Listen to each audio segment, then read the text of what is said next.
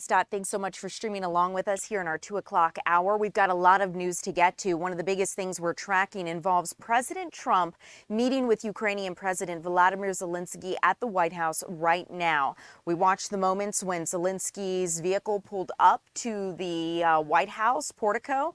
President Trump greeted him. We're going to be getting to that in just a little bit. As you can see, President Trump is speaking live right now, talking about peace between Ukraine and Russia. Also on the agenda are these missiles that Ukraine wants to buy from the United States. So we're going to talk a little bit more about that, what to expect from both sides as this plays out. But first, I want to cover some local news. One of the biggest stories that we're following involves new details being released in the death of a 6-month-old baby. Our Kim Leffler has been following this story. Kim, you're joining us live now. It's great to see you. Absolutely heartbreaking. I was reading through some of your notes in this story, just the fact that that baby was found in a trash bag, both parents now facing charges. What more are you learning? Yeah, that's one new piece of information that we learned at a late morning news conference this morning. Investigators also told reporters that baby Nakai Pratt, just 6 months old, died from blunt force trauma to the head. Now, both of Nakai's parents also appeared in front of a judge this morning. Now, Nakai's father, Antonio Pierce, faces multiple charges, including malice murder, tampering with evidence, and concealing a death. Nakai's mother, Nicolette Pratt, is charged with false statements, party to a crime, and obstruction. Now, investigators found Nakai's body Tuesday night after 3 days of searching. Police say they originally got called to an apartment complex off of Valley Hill Road for an alleged robbery and kidnapping a little after 8 Sunday morning. Police say Pierce, Nakai's father, said he was robbed at gunpoint for his valuables, and the robbers took his 6-month-old baby from the car seat he was in and fled the scene. Police say investigators got suspicious of that story due to inconsistent testimony, along with evidence they say points to foul play. Now, police say witness statements and digital forensics led them to search the backyards of neighboring homes to the apartment complex where his body was ultimately found. Now, take a listen to part of Nakai's father's first appearance on his new charges this morning, as well as what the police major had to say about the effect this case has had on his officers. Alleged that you maliciously caused bodily harm to the person of Nakai Pratt by causing bodily harm to his head. I've denied bond on that charge. That is warrant 57197. Warrant 57198, aggravated assault with the intent to murder. It is alleged that you did assault upon the person of Nakai Pratt with the intent to murder, causing substantial injury to his head. I've denied bond on that charge this morning. They felt this case just like the community did.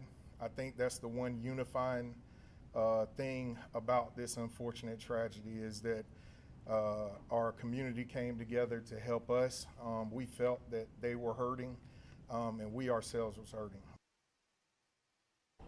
Now, police did not release a motive behind this or go into details about exactly how Nakai's mother is involved, saying they want to make sure they don't compromise this case in any way. We also did learn today that the FBI was involved in this. They had some agents on the scene helping in the search, and they also helped get some information off of the phones there to ultimately help find Nakai's body. Ariel. Yeah, Kim, you know, it's incredible to think the digital forensics and just witness conversation and witness testimony helped police ultimately find the baby.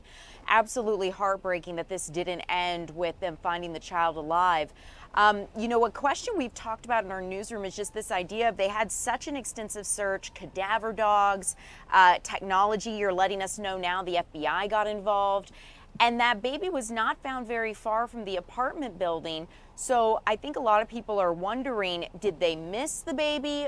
Is it possible the baby was put there a little bit later in the search? Do you know anything more about that? And those are questions that we had for police today. They wouldn't confirm exactly when Nakai was put in the area where they ultimately found him. But I was on scene there Sunday, Monday, and Tuesday, and I saw investigators really focusing in on the opposite end of the apartment complex where Nakai's body was ultimately found. So I asked them today what led them to actually go, to search the backyards of those homes. And they said, they got that digital evidence off the phone, and also speaking to more witnesses led them to the other side of the apartment complex. But they were really really thoroughly searching the wood lines there, and we saw them flying drones into crawl spaces, and it looked like a basement as well, looking for any sign of Nakai. And so, they really were doing a very extensive search, but it was that evidence that they gathered throughout the course of their investigation, they said, that led them to search those backyards. That makes sense. Kim, any other big questions you have as you continue to track this story? I know it's in the beginning we didn't think the mother would be facing charges, or that she was. Now she is, and now the twin sibling of baby Nakai is in child protective custody, child service custody. So any other big questions you're thinking about as you continue to cover this story? I think the question all of us have is, how can any parent do this to their 6-month-old baby, and what the motive is behind all of this. Again, police are not releasing a lot of those information, saying they want to protect the case and make sure that they can get justice for little Nakai, but it's something certainly we'll be following as this case develops and eventually goes to court as well. Yeah, I could not agree more. Kim Leffler, thank you so much for your hard work on this story. We appreciate it. Okay, guys, I'm going to bring you back here in studio because, if you can believe it, we're already looking ahead to Thanksgiving and the holidays. It is that time of year. And as is so often this time of year, a lot of families face hunger. The holidays are a time of joy where people are able to come together and celebrate. But for some families, there's not enough food on the table to do that. So a local organization, Hosea Helps, is kicking off their Celebration of Hope campaign. It's something that they do each year to make sure that they feed thousands of families who are in need. And one of the things they do is they partner with local grocery stores here like Publix and Kroger. Our Tyler Finger went, checked out the kickoff, so let's check in with him.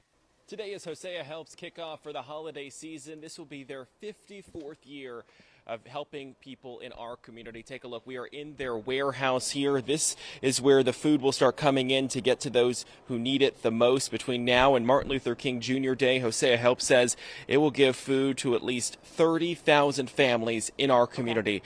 They'll do that by feeding people during the holidays. Just like years past, Hosea Helps will once again provide Thanksgiving food boxes filled with all of the essentials needed for a complete holiday feast, including a turkey. They'll also be distributing hot food to people in the area.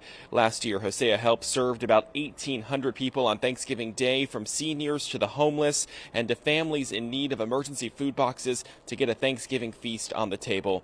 Hosea Helps says the need is greater this year as families deal with grocery costs going up. The group also says the government shutdown could impact the number of people who come to them for help. This morning, Kroger donated $60,000 to Hosea Helps to help them with their mission to feed those in need. I spoke to someone who just started getting food from this organization. He told me his story about how he fell on hard times and started coming here a few months ago. He called this place a beacon of hope. He said he is thankful for this place because it helped him when he had no access to food. I also spoke to those in charge of this important organization. Take a listen to what they had to say. These are families who dad got sick, mom lost her job, government layoffs, and now they're in a crisis and they need help. And that's what we've been doing since Hosea Williams and Juanita Terry Williams started it 55 years ago.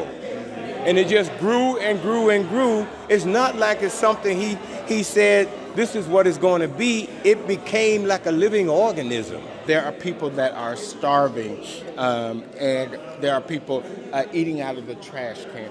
Hosea helps us not to be there.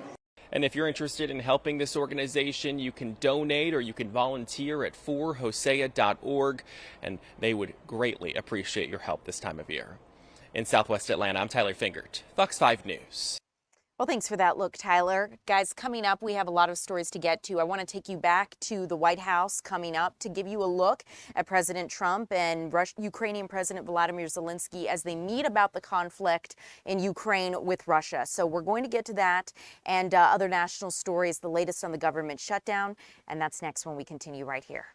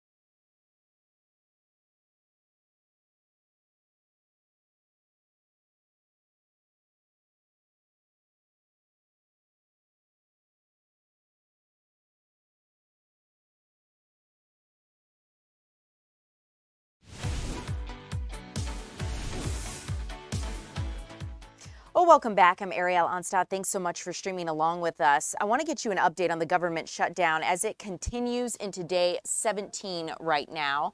You're taking a live look at Capitol Hill, and I just want to give you an overview of the efforts that have been taken because the Senate has repeatedly voted on and rejected a stopgap spending bill. They've failed to reach the 60 votes needed to pass funding for the federal government. The Senate adjourned for the weekend today, so we don't expect any more votes, of course, over the weekend. No solution in sight as this government shutdown enters its third week.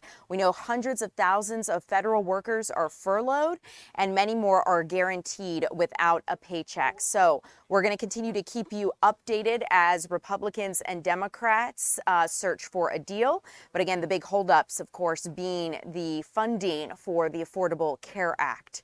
In the meantime, I do want to get you a look back to some live news we are following right now. You're taking a live look as President Trump sits across from Ukrainian President Volodymyr Zelensky in the White House. This is a briefing that's been ongoing. I want to see if we can listen in to what the president and others have to say.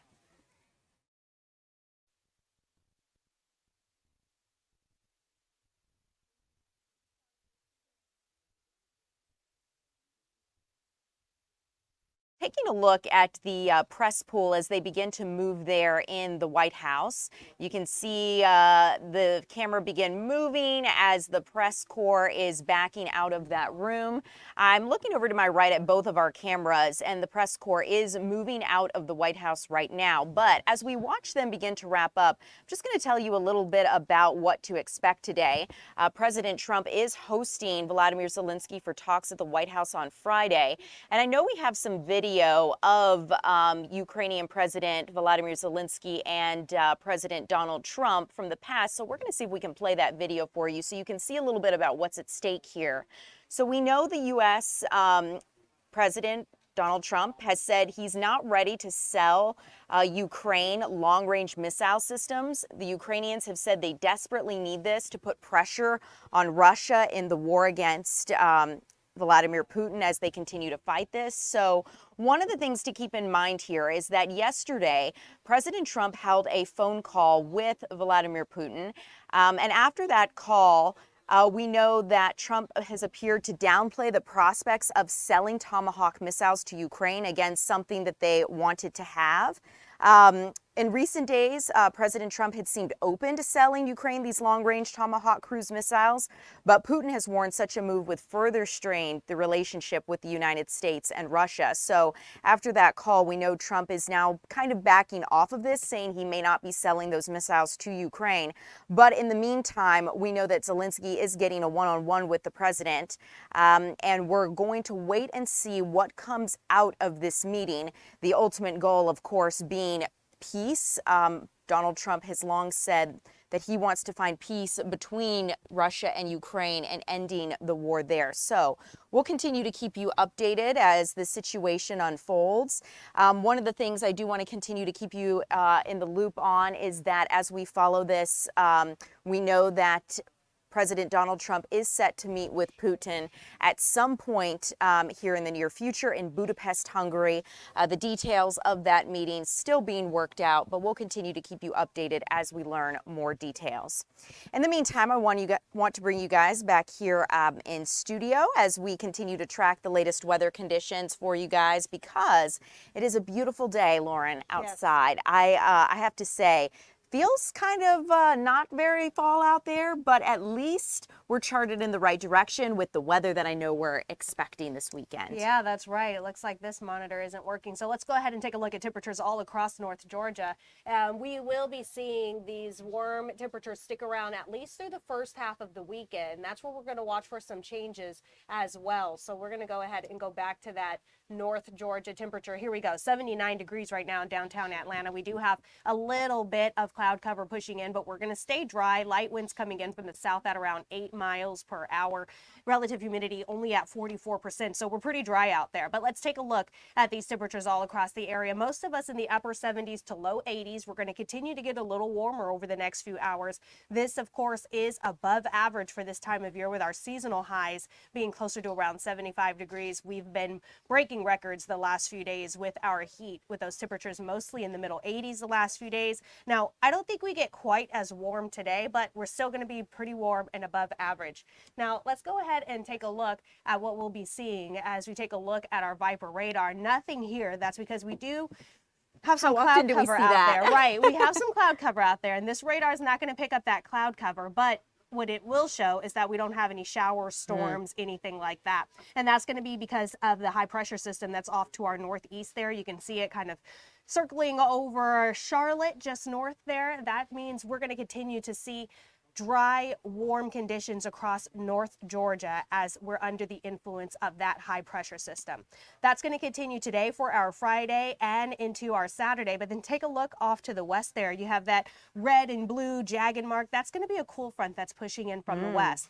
Along that front, it's going to bring in some showers. It's going to bring in some cooler temperatures, and we're going to even see some storm chances along that front as well. So as that makes its way closer, you can see there it is. It pushes its way through North Georgia as we go into our Saturday. So this is why we're going to see kind of a tale of two stories as we go throughout the weekend. Saturday is going to be nice and dry, pretty warm. We're going to stay in the 80s. But then Sunday, as that cool front pushes through along that frontal barrier, that's where we're going to see those showers and storms pop up. And then once that front even pushes through by Saturday or Sunday afternoon into Sunday evening, that's where we're going to see cooler temperatures behind it. So we're going to watch for those temperatures to drop into the 70s as we push into the second part of our weekend and into the beginning of the next work week. Okay. I think one of my big takeaways, you know, and everything that you're saying is every time we get these lower pressure fronts that move through, our weather cools down, which we love. Yeah. And then, of course, as the high pressure comes back up, we're experiencing this record heat. So we're going to stay tuned to you to see what those rate chances look like. And we'll get the latest. So, Lauren, I appreciate you so much. Thanks for coming on and giving us a look at what to expect. Sounds good. Okay, Lauren, at this time, I'm going to go ahead and let you take your mic off and let you walk to the side. I'm going to bring in a Zoom guest, so we're going to do it just like that. Thank you so much for your help. Okay, guys, so we're going to move along here because if you are decorating for the Halloween season, have you thought about putting AI, artificial intelligence, to use in making your Halloween decorations sing? This is a very unique concept, and we have Chris Thatcher here with us, founder and CEO of NextFriend AI. And Chris, I understand you're going to show us kind of a spooky way AI can take our Halloween to the next level. Thanks so much for joining us today. Yeah, thank you. Good afternoon. So this is our product back here. Oh, you know what? I realized that. Yeah. Yeah. So, there it is. So let me see if I can get a better view here. But this is who we're calling Bone Daddy. And okay, I like it. And he is a 8-foot artificial intelligence skeleton who responds back to questions, can share recipes, can tell spooky stories, can pretty much tell you whatever you ask it within reason. And if you guys would like, I can wake him up here, or please do. All right. While you're doing that, I have to ask, how does one? Oh my gosh, I see the jaw moving. How does one get into the Halloween AI business? What inspired you to want to create this? So he'll kind of ramble on in the back because I'm not talking to him right now. Yeah, that's okay. But the whole concept stemmed from just a couple of years ago when the whole revolution of AI came about, and I thought, what could I do to use AI in a product? And so there's so many cool AI tools out there, but I wanted something physical. And because I love Halloween, I thought it would be perfect. So we created Bone Daddy.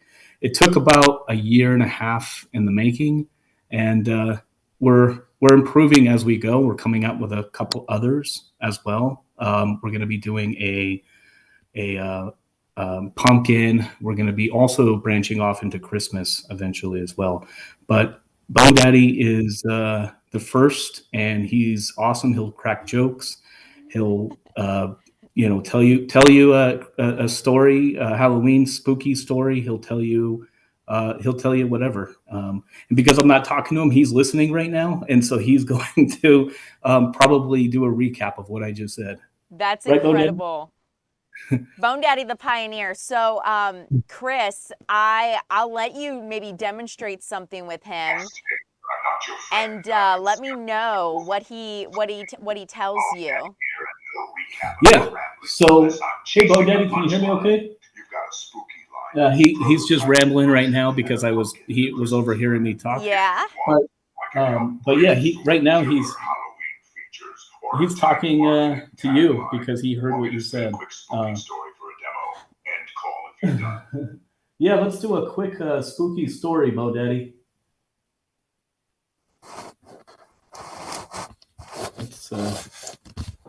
Let's do a quick spooky story, Bo Daddy.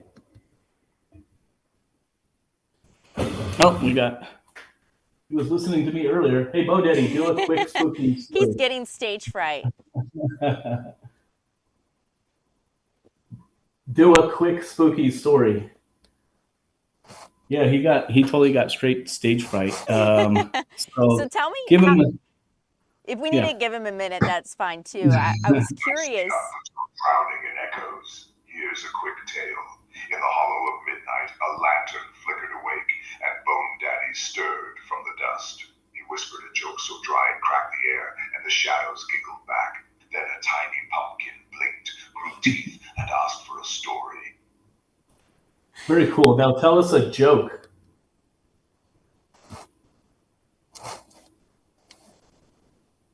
He's being slow today. Touche. Tell us a joke. Oh, you dare test the bones. Here's a quick one. Why did the skeleton join a band? Because he had the heart for it, but no guts to get the solo. End call if you're done. Hey, Bo Daddy, how old are you? Old enough to tell 100 Halloween jokes and still moan at the calendar. Not that it matters when you're made of bones and bad puns. I'd like you to say hello to everybody on TV. Hello to everyone watching on TV from your favorite spooky skeleton, Bone Daddy here, cracking bones and jokes with more bite than a haunted pumpkin. End call if you're done. Give us another joke. Another one coming right up. Why don't skeletons fight each other? They don't have the guts. End call if you're done. Yeah, is there something you like? I could ask him pretty much anything. This has been fun. I'm definitely chuckling at the jokes in the background because the fact that he knows he's Bone Daddy and puts that into the joke is excellent. I have to ask you, how does the technology work? How did you integrate that into a giant skeleton? So we built a proprietary firmware connected into a small computer that's inside Bone Daddy back here, and we have it in real time. He's got a little microphone, and then he's got a speaker above, and then it's really the computer that we have in there. It's a custom computer, so it basically listens to what we say and then gives us a response. Another thought I had too is, have you taken him out in a yard or put him out for show yet? Have kids interacted with him, and what has been the response if people have seen him and interacted with him? Yeah, in fact, we have him out front most of the time, and kids come up and they do love him. They ask him to tell jokes, they ask him to tell spooky stories. Parents come up and ask him for specific recipes, and we're really trying to go after the parents with the small kids, and for this product, and so far they love them. Where can people find more about products like Bone Daddy? Is there a way that they could buy a Bone Daddy for themselves? How does that work? Where can they find more information? So we have him for sale on our website at nextfriend.ai. I think he's probably the only one out there right now that you can purchase. But you can go on our website and buy him. That's We've awesome. got limited inventory right now. The season's closing in, and we're almost through our inventory. Nice. Good for you and good for Bone Daddy. So, Chris, thanks for joining us, introducing us to your friend. And for those who are streaming along, they learned a little bit more about how they can meet him and potentially get one of their own. So definitely will be exciting to see as you expand to other holidays. So best of luck. You guys have a great day, rest of your day. Awesome. Thanks, Chris. Okay, guys, coming up, we're going to get a check of something I think a lot of us fall lovers will enjoy, Vermont and the leaves, but maybe, there are some headaches that come along with that, right? Lots of tourists flocking to Vermont to go check this out. We're going to check in on that coming up in just a little bit. And of course, we're going to check in on some other news for you here on your Friday afternoon. We'll be right back.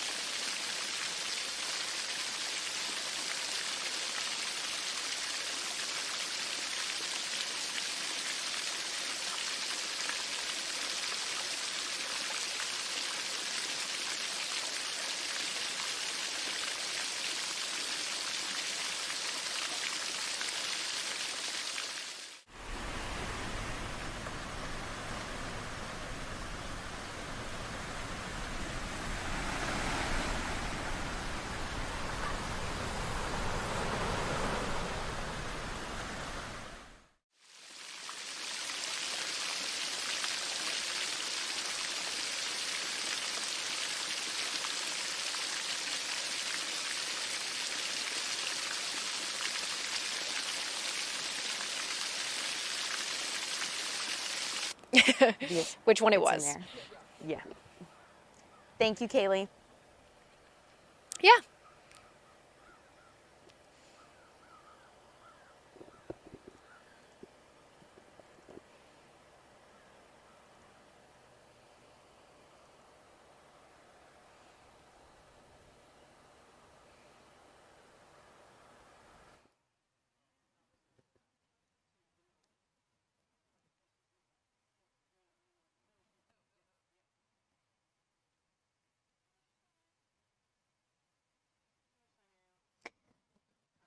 About 15 seconds.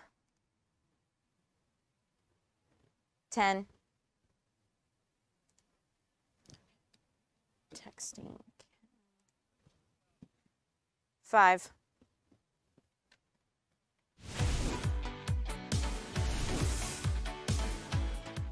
Well, welcome back. I'm Ariel Onstad. Thanks so much for streaming along here with us on your Friday afternoon. I think a lot of us love the fall, the beautiful leaves, and there's no better place for fall than New England, it seems. But for a lot of people who actually live in Vermont and other parts of New England, it can be really frustrating to have so many tourists flocking to their towns. I want to bring in Kaylee Schuyler, who's actually out in Vermont. And Kaylee, I have to say, I see the reds behind you, and it looks gorgeous.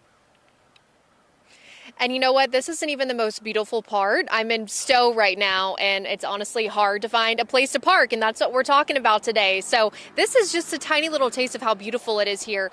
But as you mentioned, there's a lot of leaf peepers. That's the name for all the tourists who come in around the fall season in this area. And really the general consensus with some of the locals who are getting a little fed up with some of the tourism is that really no one in particular is to blame here. You can't blame all the tourists from all across the world who want to come here and see the beautiful landscape, but you also can't blame some of the locals who are located close to some of these tourist attractions, and they're usually on pretty rural roads, and so traffic gets lined up.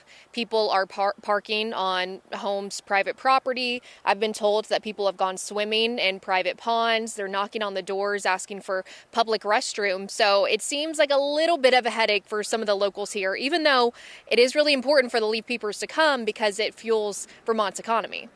You know, Kaylee, it's so interesting because you've hit on such a conundrum in the sense that, yeah, the tourism really does help the local economy. But then at the same time, for people who live there, it's how do you find that happy medium? So I'm curious, have local officials talked about ways to mitigate this, or maybe found a way to limit tourists? I know that's probably easier said than done, but curious as to what might have been discussed. So I visited two smaller towns here in Vermont that they're not like Stowe, where it's a slightly larger tourist town, so they expect an influx of people. But some of these smaller towns, that's really where they're getting the headaches. So what they're doing right now, some of the local residents that are having issues with cars parked, they're trying to get roads closed. So specifically in Huntington, Vermont right now, it's in the works. A road hasn't officially closed yet, but it's gotten to the point where town administrators are contacting Parks and Recs officials saying, hey, we have to make this parking lot bigger or we're going to have to close this road and people aren't going to be able to access your parks. Now in Woodstock, Vermont, which is about 80 miles from here in Stowe, they actually have closed a road. So there's a mountain. It's beautiful. A lot of people want to take photos, and residents are paying out of pocket to keep the road closed for a part of October. Wow, that's incredible. It really goes to show the lengths, you know, that people want to protect their peace. So can't blame them.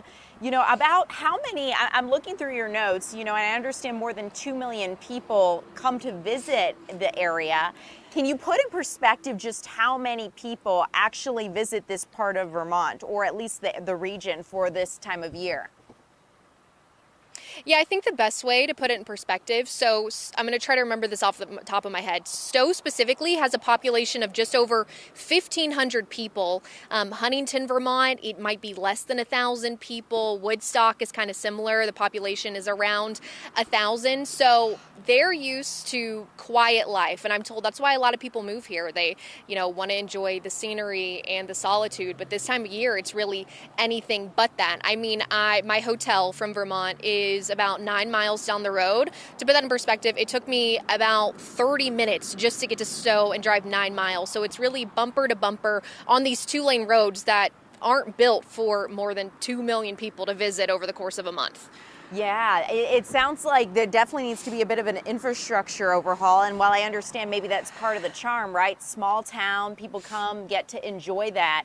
It's hard when you have such a big tourist draw. I know that some stores have maybe done some cheeky things to poke fun at the tourists and try to, you know, kind of put it back on them and say, hey, this is what you're turning into, maybe a bit of a meme. Have you seen anything like that? Oh, absolutely. And so just to kind of describe what you were just talking about, I spoke with a Burlington artist. His name is Alex Bonson. His store is called Suspicious Duck, and he's kind of crafted these, what he calls collectibles. So one of them, it's called Influencer in Vermont, something along those lines. And it's a woman with a braid and a wide brimmed hat standing in front of one of the popular destinations here in Stowe. And then there's another one that says Leaf Peepers blocking traffic, and it's just a big line of cars in front of some gorgeous fall scenery. So they are sold in some of the stores around here. I haven't seen it for myself just yet, but I have seen photos. But of course, there's all types of, tourist collectibles, different knickknacks that they can buy. But it is funny. And a lot of people, especially in the area, think it's funny. But I will say, too, there are locals who, of course, appreciate all of the tourists. It's just it's certain areas where people live where it becomes a problem. And I'd have to imagine, right, there's a lot of, it's the bad eggs or the bad apples that kind of ruin it for everyone else, where you have a lot of tourists who are really respectful, they love the area, they come and enjoy this annual tradition, and then all it takes is just a few people to just be disrespectful to other people's private property, and it can make people frustrated. So, Kaylee, as we wrap up here, just a final question for you. When would you say the peak leaf watching season there in Vermont is? Yeah, so it's actually a little bit earlier. We're past peak now here in Vermont. It's usually towards the end of September, beginning of October. So actually one of the roads who are closed, I have a dog walking up to me right now. Right now, one of the roads, it's only closed until October 19th because things are starting to wrap up here. So really, if you do want to plan a trip, I would suggest end of September, early October. But Sheriff Palmer, who I talked to, who's the Windsor County Sheriff, he just says, remind yourself that this is a slower pace of life, and just remember the golden rule. Yeah, treat others as you want to be treated. Kaylee, thank you so much for joining us, and go pet that dog for me. Thank you, Kaylee. Okay, guys, we're going to move on here. I want to talk to you guys. We're speaking about travel, right? And we're talking about going to these really incredible places. But as you might imagine, with the economy and a lot of other frustrations, a lot of travelers might be putting off once-in-a-lifetime travel, and they might be looking at other options. So I want to bring in Steve Gilliday to talk a little bit about this trend with us. Steve, thanks so much for joining me. It is great to have you. Steve, can you say hello to me one more time? I just want to make sure I can hear you. Hello, are you able to hear me well? Yes, okay, great. I didn't hear you that first time around and wanted to make sure. So tell me a little bit more about this trend and why people are looking for new experiences. You might think about how everyone has at some point in their life maintained a bucket list, trip list. Things you've always wanted to do. Might not be the easiest trip to take, but this is your someday trip. I just really want to encourage people to not wait for someday and find a way to make that trip a reality. So perhaps you can't budget 3 weeks away from work, but can you budget 2? Or are you at a time in your life when you finally can, instead of taking a few long weekends, take that once in a lifetime cruise instead of a short 3-day cruise? Go to Alaska. Find a way to make the thing you've always wanted to do a reality. We here at AARP poll older Americans every year, and 95% of respondents say that travel is important to their mental well-being, and 85% of respondents say it's important to their physical well-being. So it's clearly an important part of people's lives, and what better way to make it a central part of your life but than do it in a bucket list way. I love that way of thinking. Some things that come to my mind is, and I think you were touching on it a little bit, is how can we best plan for some of these experiences when all these other expenses and big life factors are coming at us? How do we prioritize it? Because clearly it's important to us. No one wants to leave this earth without having checked off some of their bucket list items. So how do we do that? Life is expensive, right? I don't need to convince you of that. But let me give you and your viewers what I think is a really good strategy. So an AARP membership is $20 for your household. AARP advocates for Americans that are 50 and older, but anyone 18 or older can join. And we bring to our members tremendous ways to save in their daily lives, up to and including a bucket list trip. So our members can save by getting an up to $200 credit on Holland America cruises. So if you've wanted to take that once in a lifetime cruise to Alaska, a $200 stateroom credit, that's more than paying for your $20 AARP membership right there. If you're taking a big bucket list cruise, perhaps you want to go stay in a hotel the night before so that your travel to the cruise is not so stressful. Well, our members can get 20% off at Wyndham Hotels and Resorts when you pay in advance and book 7 days in advance. That's your tremendous savings right there. And those are only just a couple of the ways our members can save on travel. We have a variety of discounts, lots of ways our members can save in their day-to-day lives. But if you visit aarp.org/save, you can understand the whole landscape of ways our members can save a dollar. I think it's really interesting. A lot of people would think that you'd have to be of a certain age to join AARP, but it appears that is not the case. What does a membership look like, and how would someone, if I'm planning for travel, you were explaining it just a bit ago, but it's like if I'm looking at a membership and I'm wanting to kind of plan out some of those benefits, how would I go about doing that? So our website is the best resource. You can navigate through, decide what component of travel is most interesting to you.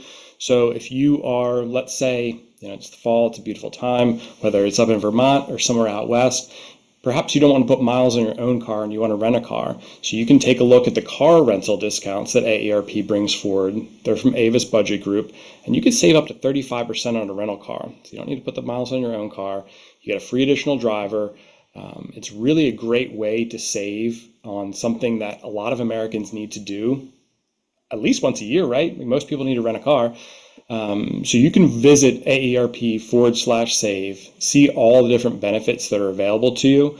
Another great one is AARP has a travel center powered by Expedia, where you can take a look at every component of a trip, flights, the car rentals within the AARP Travel Center, hotels, activities. There's a great deal within that right now. It's $50, a $50 gift card with the purchase of any flight package. So if you buy a flight and then stay in a hotel at your destination, you get a $50 gift card associated with that. And that's above and beyond the savings that are embedded within the travel center itself. So what I really want to leave you with is the idea that for a very nominal yearly cost, you can save a lot by becoming an AARP member. I really appreciate you coming and letting our viewers know what to expect. I think letting people know their options is important, especially if they're looking at ways to save on travel, see if new opportunities and experiences might be worth it to them as they look for ways to prioritize those life experiences that maybe they can't otherwise. So, Steve, thanks so much for sharing your time and expertise with us today. You're very welcome. Thank you. Okay, guys, coming up, we are going to get a look at the call of the week. We're going to get a check with our Eli Jordan, who is out taking a look at our high school sporting events. He is looking at Peachtree Ridge at Brookwood, and we're going to get the lowdown on who is favored to win, what the matchup might look like. That is coming up. And then I also want to get you guys a look as we continue with sports here at Atlanta United. Someone we know and love on the Atlanta United team is retiring. And even if you're not a huge soccer fan, or maybe you don't know a lot about Atlanta United, I have to tell you, this guy is a class act. He's a dad. He's well loved, and he's been with the team for some time. So we're going to introduce you, or let you listen to Brad Guzan again if you have not before. So that's coming up next.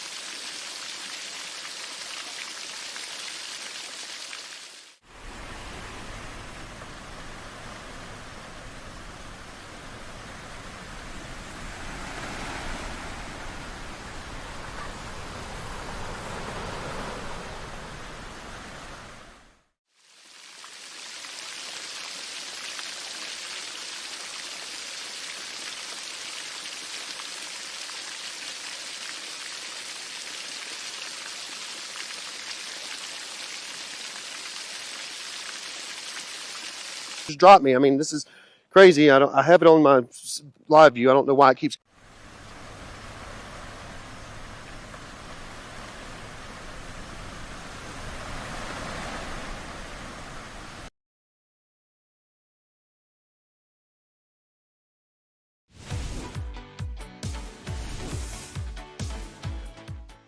Welcome back. I'm Ariel Onstadt. Thanks so much for streaming along with us here on your Friday afternoon.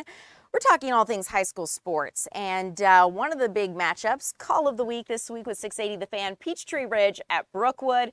Our Eli Jordan is out on the field. Eli, great to see you. Looks like a warm day for high school football. Well, I mean, yeah, it is. It's relatively warm, I guess.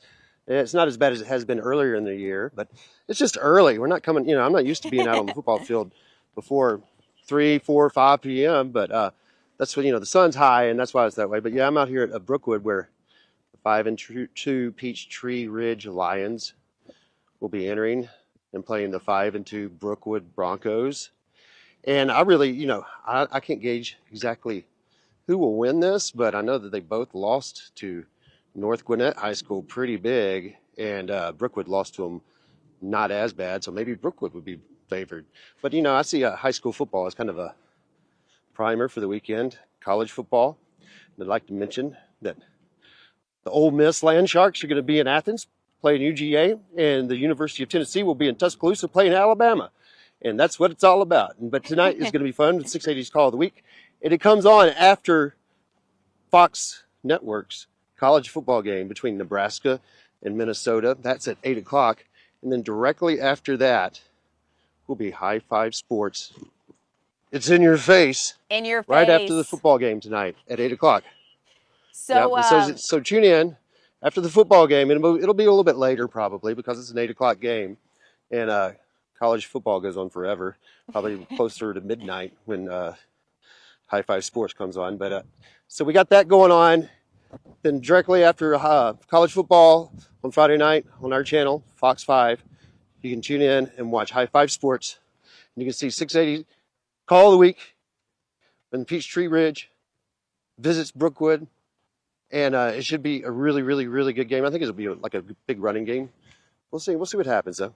Yeah, I think it's always interesting when you bring us these high school games, right? And it's interesting to see what has happened in previous matches and where that's led us to today. So we're going to see how it goes, how it all goes down. What time does that game start tonight, Peachtree Ridge at Brookwood? All right, so this is weird. So Peachtree Ridge and Brookwood, I think Gwinnett County has started having all their games start at 7 o'clock, which is 30 minutes earlier than most games, and what we're used to the game starting. They usually start at 7:30, but I've noticed that when we played Gwinnett County games, Gwinnett County high games, like over at Parkview, now over here at Brookwood, they start at 7 o'clock. So that's a little bit different this year. So this will be a 7 o'clock game, and of course we'll be starting late with our show after the college football between Nebraska and Minnesota. No, that's not very exciting for our viewers, but still it's college football and it's fun. That's right. And it delays it'll delay our show, but we'll get over it because it's all about sports. But yeah, so it's different. It's a 7 o'clock game. I'm not sure why they're doing that this year. Maybe just for congestion, traffic, and things like that. But yeah. 7 o'clock game in Gwinnett County schools and things. So that's different. So it'll be all right. Get some highlights quick. Get them edited, fed back fast. So it's fun being out here. I was in the high school band, Ariel. And I marched every high school game. And then straight out of high school, I got a job working in TV. And shooting high school sports was the very first thing that they allowed me to do. So I pretty much haven't left high school football since starting high school back in 1988. Wow, Eli, it's like it's really cool to come out here and do this. It's kind of full circle, and I'd have to imagine your skills when you started to now, you've probably gotten a few tricks up your sleeve. Yeah, and I got a little bit better equipment too, and I'm a little bit less ignorant about how to shoot. I know how to white balance now. That was a big deal. I used to forget to white balance. It's important, yeah. And I would get yelled at. Yeah. So, Eli, it But looks, you know, that was the beginning. yeah, yeah. Now look at you. Look at you, showing us the field, letting us know I what to know. I know. expect. I Yeah. Sure I'm am talking about high school football. taking a look at the field there and the signs you're showing us. We will stay tuned to you tonight to get a lowdown on the game. We appreciate it. Looks good out there. The field's looking nice. So thanks for the preview. And you know, all I have to say is go sports. So we appreciate it. Okay, guys, I'm going to bring you back here because I did promise you, I want to let you know a little bit more about Atlanta United's captain, Brad Guzan. He's announced he's retiring from professional soccer. This was a lifelong goal for him. He was a goalie for Atlanta United. This is our Major League Soccer team right here in Atlanta, in case you're unfamiliar.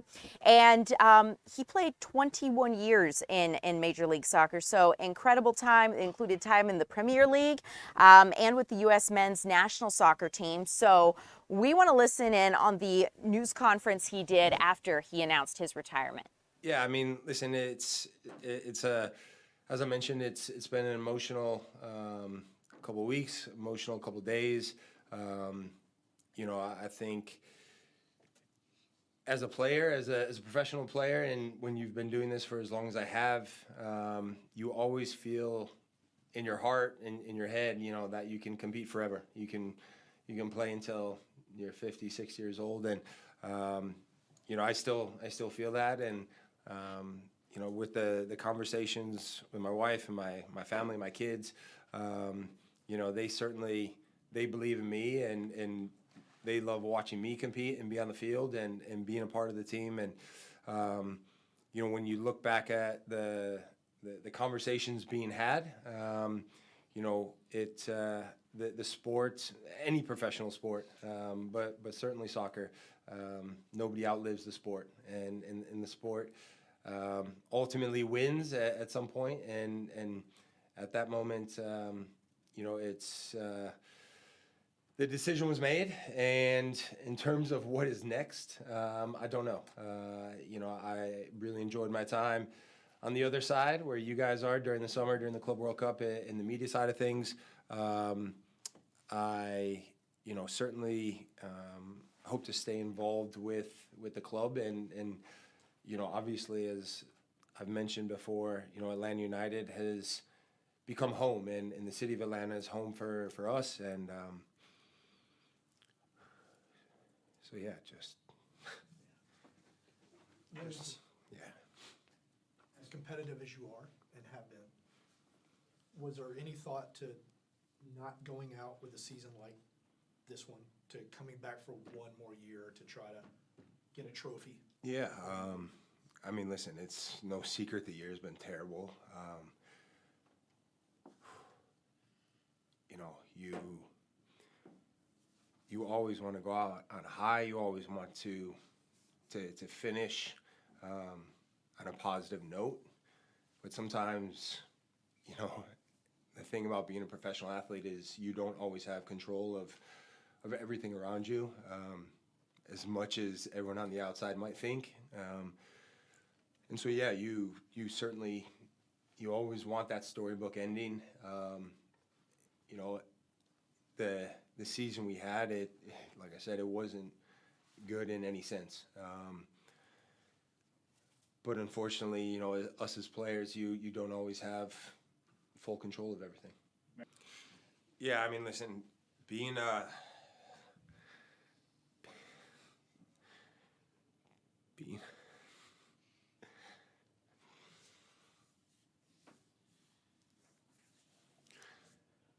being a dad is the best thing. As a kid, I wanted to be a professional soccer player, and being a dad is the best thing ever. Being your guys' dad. Oh man. Being a dad is the best thing. Nothing compares. And they have been there since day one. Their lives, supporting me, traveling the world. You know, the days I come home hobbling through the house because my body's sore. Mentally, I'm frustrated because it was a bad game or a bad training. I'm still dad, and for that, I'm forever thankful. And you know, seeing the smiles on their faces. If it was up to them, I'd be playing till I was, 100 years old. You're listening to Brad Guzan speak about his retirement after 21 years in professional soccer. Could hear him getting emotional as he talked about his achievements and his highlights and accomplishments in playing the game. But ultimately, the milestone he's most proud of is being father to his children. And of course, he says he would continue playing if he could, because he knows it would make them proud. So we'll continue to keep you updated here as Atlanta United names a new goalie and looks ahead with that process. But in the meantime, I do want to continue to let you know that the news will continue here for us at 3 o'clock. It's been a pleasure streaming with you. I'm Ariel Onstott. Coming up, we're going to have a little bit more news and weather for you next.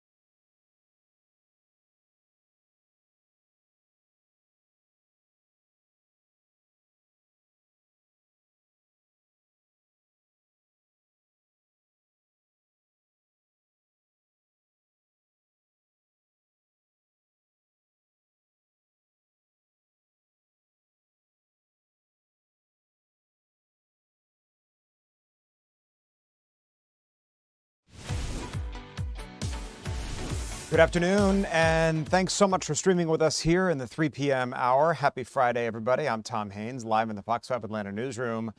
Just because it's Friday doesn't mean it's not a very busy afternoon of news. I want to take you live right now to the White House, where President Trump is currently meeting with Ukrainian President Volodymyr Zelensky. Zelensky arriving there about an hour and a half ago. The president and Zelensky met with the press, in addition to Secretary of State Marco Rubio and Vice President J.D. Vance. Took a bunch of questions.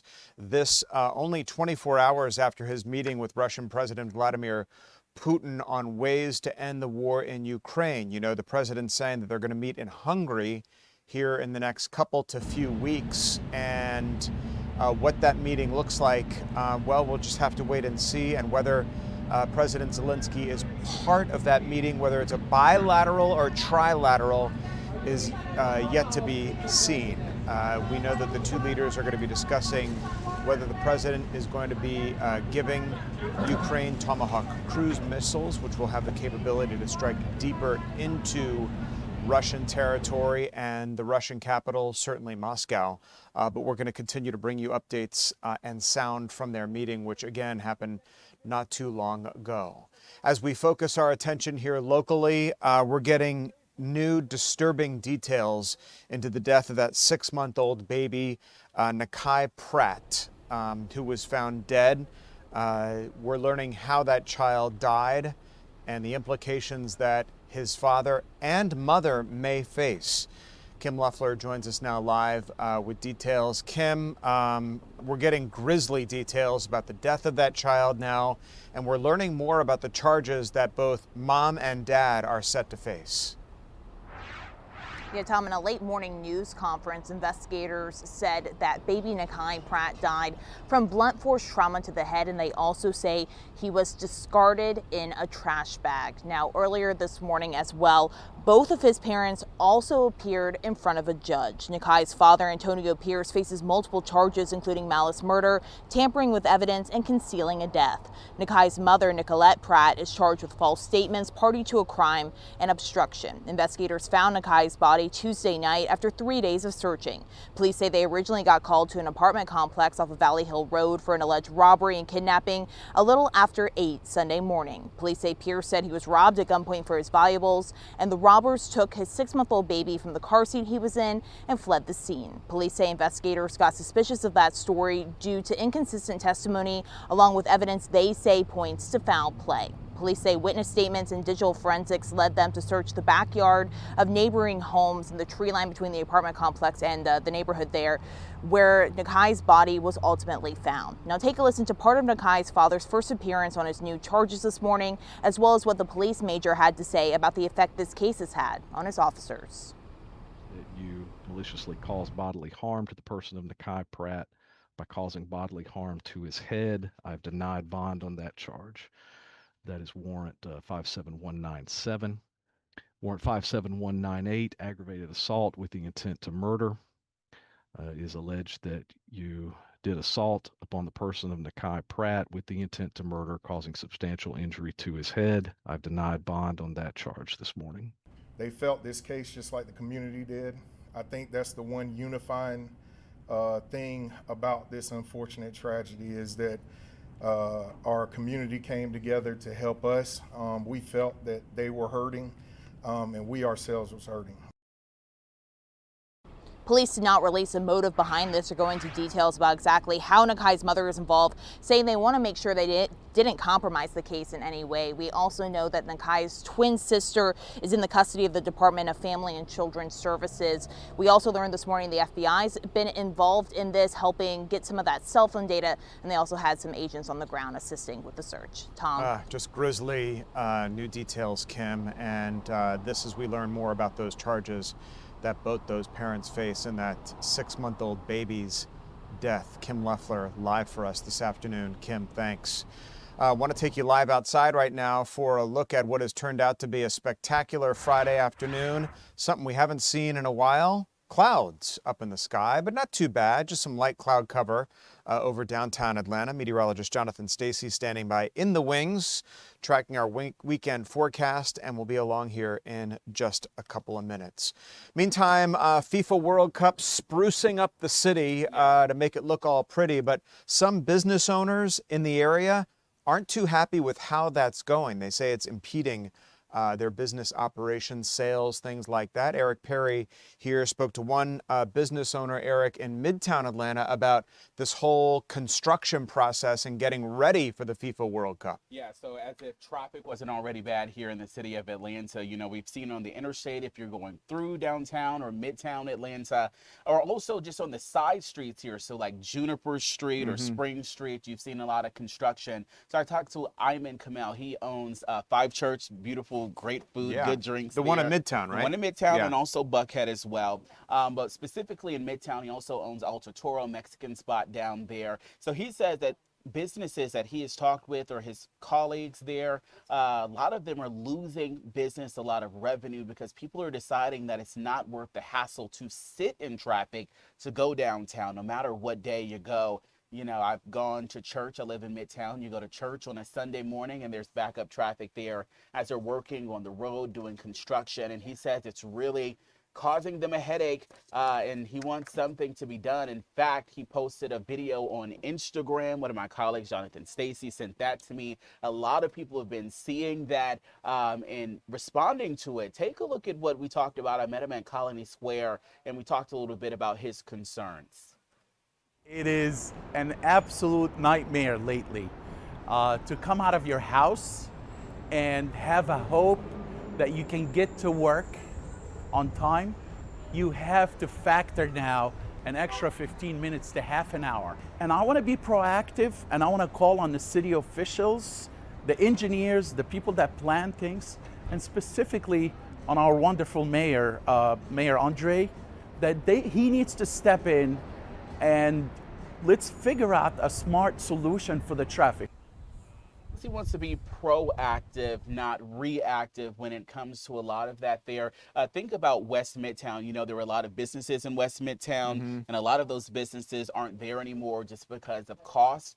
He was like, a lot of the landlords in Midtown, he says, you know, they want their money. So even though revenue might be going down, you can't blame traffic as a way for not paying your rent. So he says he's reached out to the Dickens administration and city officials. We've reached out as well. They referred us to what's called the Midtown Alliance. I think it's an organization that works with businesses there trying to create harmony. But he also says he reached out to the Georgia Restaurant Association, who are working on this as well. But really, they just want people in the seats. They want them in the restaurants. They don't want them canceling because, you know, traffic.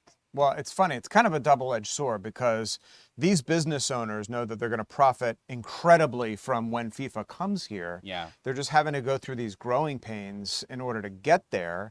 And it'll be interesting after he talks to the mayor's office whether the city will offer some kind of maybe a subsidy or something to get them over the proverbial hump until FIFA comes here and all those improvements are done. That's what they're hoping, something just to get them to there. Of course, everyone's looking forward to FIFA. They're putting bike lanes throughout Midtown Atlanta, but a lot of it just causing headaches. They say you need to add an extra 15 minutes to 30, 40 minutes just to get where you're going. Thing is, the city is going to make so much money when FIFA comes here.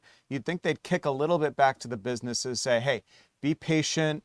We know the traffic is a pain in the neck. We're doing these improvements, but here's a little something to get you through the hassle. And I think they just want, a lot of business owners, they just want to be heard. He said it's not just restaurants, so other businesses, clientele. They just want someone to listen and just some of the hassles that they have to go through to get to FIFA, of course, is going to be rewarding for them. Of course. But, you know, got to get there. They have to get there. They need to be open to get there and stay open to get there. All right. Eric, thanks.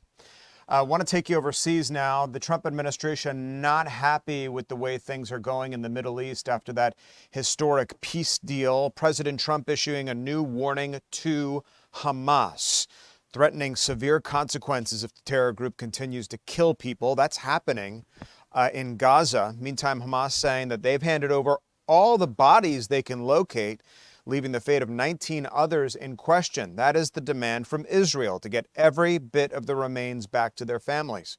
Israelis held ceremonies across the country to mark 2 years since the October 7th attack on the Jewish calendar. And with that ceasefire holding, despite what's happening in Gaza, Israeli officials are reflecting on the day the war began. Inside Gaza, meantime, this is going on.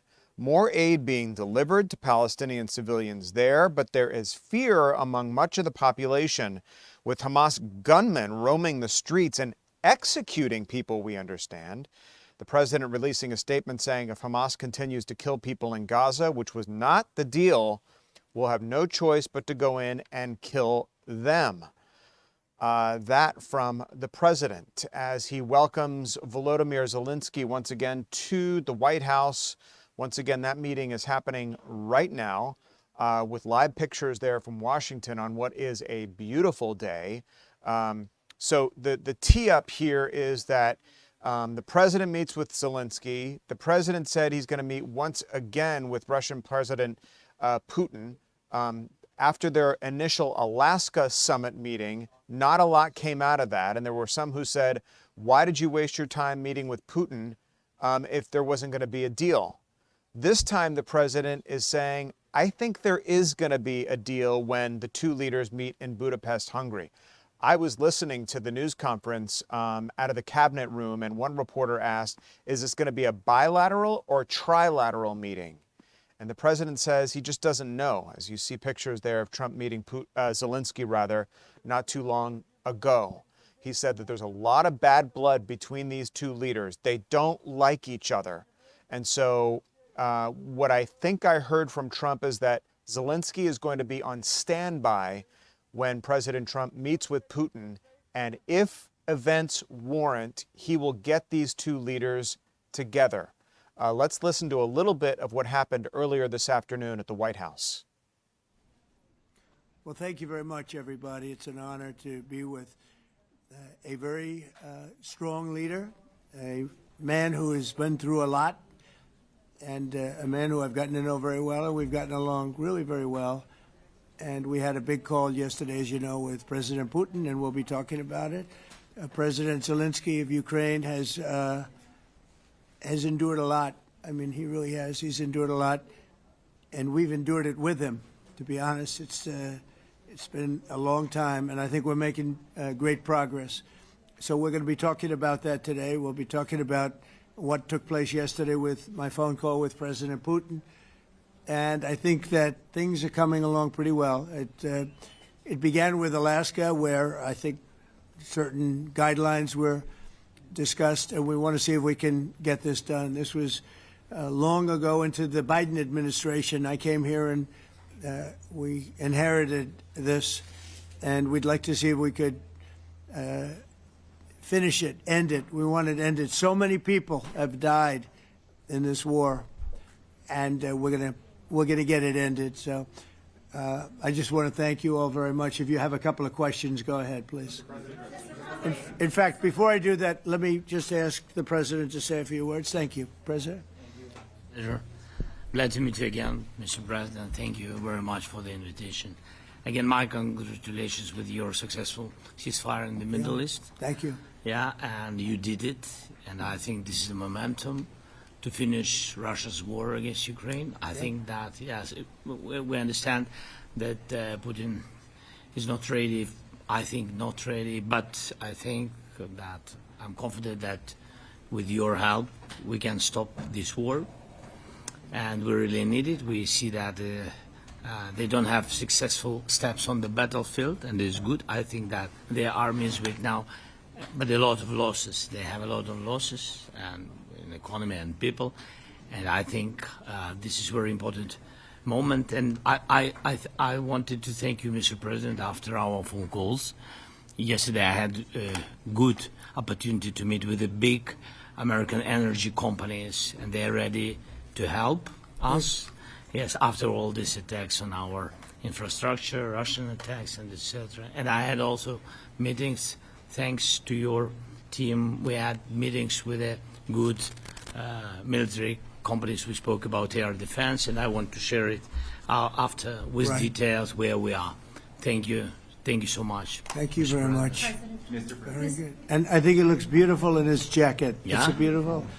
I hope people notice. It's a good. It's actually very stylish. I like it. Yeah, please go ahead. Under the Biden administration, the White House was fearing of a possible escalation. They were not allowing the Ukrainians to strike into Russia, fearing of this escalation. Yeah. would your administration allow Ukrainians to strike deep into Russia? We're going to be talking about that. That's something we'll be talking about. You're right. It's an escalation, but we'll be talking about that. Mr. President, will President Zelensky join you in Hungary to meet President Putin? Because it's a leader that we like. We like Viktor Orban. He likes him. I like him. It's a country that's a safe country. Done a very good job.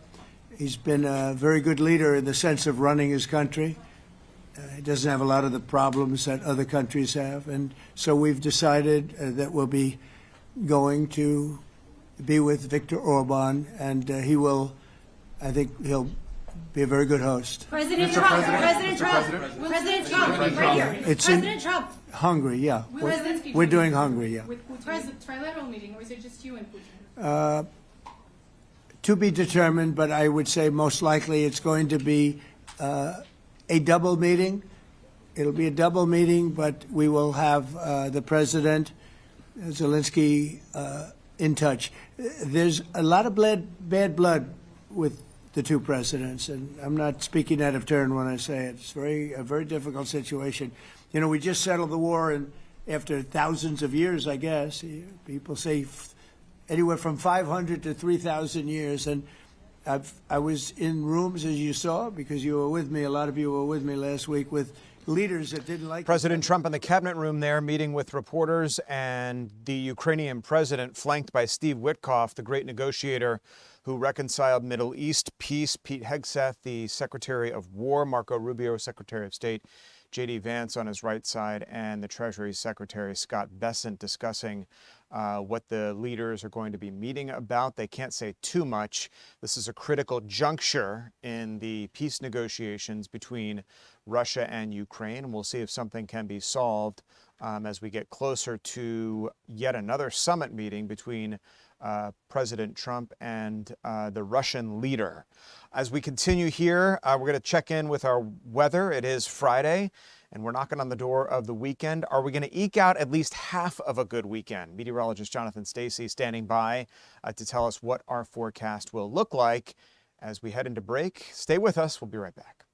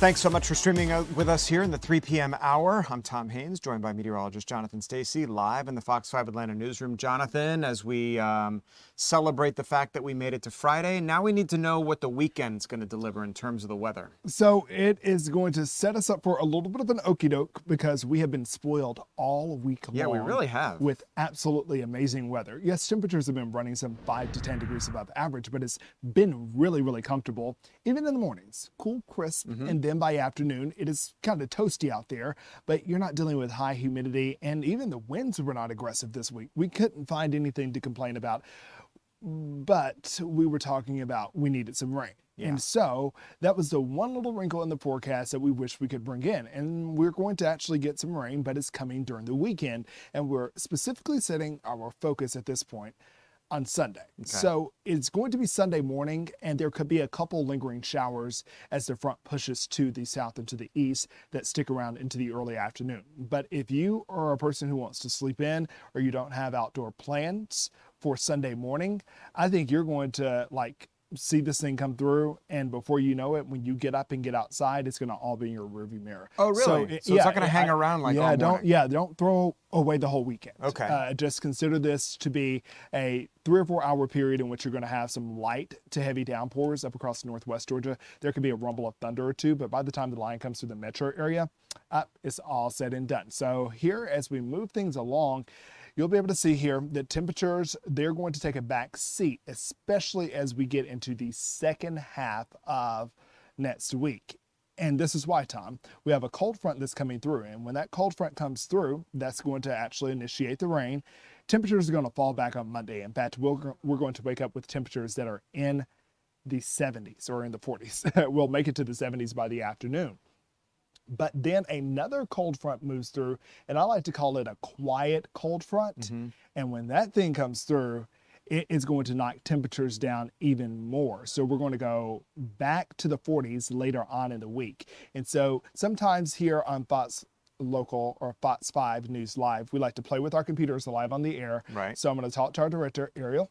Can we play with the computer and bring up the 7-day forecast in whatever format or whatever router you see it in? Voila, look at that. She works magic. Thank you, Ariel. You ask, it happens. Asking you shall receive. Yes. And she definitely is giving us what will be a very fall-like forecast. So once again, your only shot for rain this week appears to be Sunday. We were looking at Tuesday at bringing in maybe a soft shower, but what we will bring in for sure is a cold front. And you can see, in contrast to Tuesday, Wednesday, the temperatures in terms of highs will shave about 8 degrees off the temperature, and then those overnight chilly lows in the 40s, they'll make a comeback, if not Wednesday morning, definitely by Thursday morning. So kind of a double shot, but not a punch. Yeah, so parents are going to need to know next week to bundle the kids up when they go to school in the morning, okay? And we're going to need to know on Sunday. I've watched that go from 40 to 60, now back to 40. Are you saying that by the second half of Sunday, we could see a return of the sun?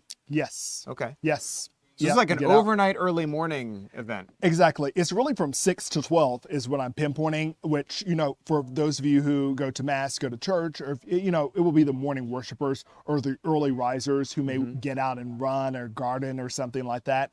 Breakfast and brunch goers, you're the only ones who are really impacted by this. Even if you have a flight out here, I think things will be running smoothly at ATL. Once again, if there's a rumble of thunder or two, it's mainly to the north and to the west of the city. But I want to close with this. Time now is 3:25. Okay. And so we're just a few hours away from 7:01. What does that mean? What 7:01 No, is? I have no idea. 7 o'clock is going to be our last 7 o'clock hour sunset. Oh, okay. After this point, after today, starting tomorrow, all sunsets will be either at 6:59 or earlier. And that will not change. We won't get back into the 7 o'clock range until the lovely lady who just showed us a 7-day forecast, she's now booing in my ear. We will not see a 7 o'clock sunset until Next April. spring. The 3rd, 2026. That's a long time ago. I have noticed it's getting darker earlier outside. Like I used to leave here, I leave at 7:30, 8 o'clock at night, and it's usually light. Not anymore. Has a glimmer to it. Yeah. And definitely dusk. And so for those of you who have been worried about the temperatures, it still feels like summer. Well, we're going to really start cutting back, even if we don't outright change the air mass. We just don't have a lot of daylight hours to work with. We're losing daylight by literally about 2 or 3 minutes a day at this point. So then I'm clicking the calendar on the computer looking for... You're looking for the time change. What day we're going to be doing the time change. It's early November, right? Yes, Either it's like going to somewhere be the 3rd or the... it's going to be the 2nd. On Sunday? Yeah, Sunday. Yeah, Saturday into Sunday. Yep. Okay, We're gotcha. going to go back to our standard time. Then So we've finally been we'll get saving. some light in the morning. Because Yeah, that will help us rise. dark and creepy Yeah, outside it right is. now when I get up in the morning. Jonathan, thanks so much. Have a great Have a weekend. You as well. All right, speaking of weather, I want to take you up to Alaska, where the situation's not good for a lot of people there. You see one of the C-130 Hercules planes, people still working to rescue a lot of people trapped in flooded areas after a major storm there. Planes and helicopters are transporting residents out of some remote areas of Alaska. This days after the remnants of a typhoon brought historic floods to parts of the state. State emergency officials say nearly 1,500 people in villages along Alaska's west coast, I don't know that there is anything but a west coast in Alaska, have been brought to shelters, while at least 3 people have been reported dead or missing. Meanwhile, state officials working to find temporary housing for those displaced as residents and their pets continue to be airlifted to safety. But, housing them is going to be a challenge because, of so many people being displaced. But this situation, you should know, is happening in Alaska. So if in your conversations, if you're watching us locally here in the Atlanta area, something to talk about with your friends and family, the fact that our neighbors, so to speak, to the north and to the west are experiencing the horrific aftermath of what was a typhoon that struck Alaska, and they're still trying to recover from that. So as we move forward, Jonathan and I just talked about the fact that we're going to be doing the big time change in November. Fall seems to be moving so fast now because then Thanksgiving is right around the corner and then Christmas after that. One of the groups in our area, Hosea Helps, is gearing up to help feed folks who are less fortunate over the holiday season. And our Tyler Fingert was there for a big holiday kickoff event today.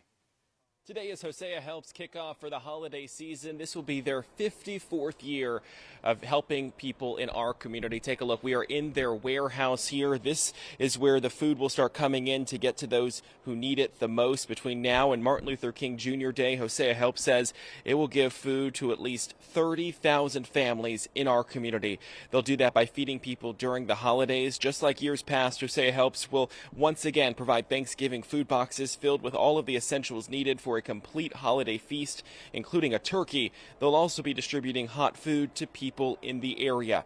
Last year, Hosea Helps served about 1,800 people on Thanksgiving Day, from seniors to the homeless and to families in need of emergency food boxes to get a Thanksgiving feast on the table. Hosea Helps says the need is greater this year as families deal with grocery costs going up. The group also says the government shutdown could impact the number of people who come to them for help. This morning, Kroger donated $60,000 to Hosea Helps to help them with their mission to feed those in need. I spoke to someone who just started getting food from this organization. He told me his story about how he fell on hard times and started coming here a few months ago. He called this place a beacon of hope. He said he is thankful for this place because it helped him when he had no access to food. I also spoke to those in charge of this important organization. Take a listen to what they had to say. These are families who dad got sick, mom lost her job, government layoffs, and now they're in a crisis and they need help. And that's what we've been doing since Hosea Williams and Juanita Terry Williams started it 55 years ago. And it just grew and grew and grew. It's not like it's something he said, this is what it's going to be. It became like a living organism. There are people that are starving, and there are people eating out of the trash can. Hosea helps us not to be there. And if you're interested in helping this organization, you can donate or you can volunteer at forhosea.org, and they would greatly appreciate your help this time of year.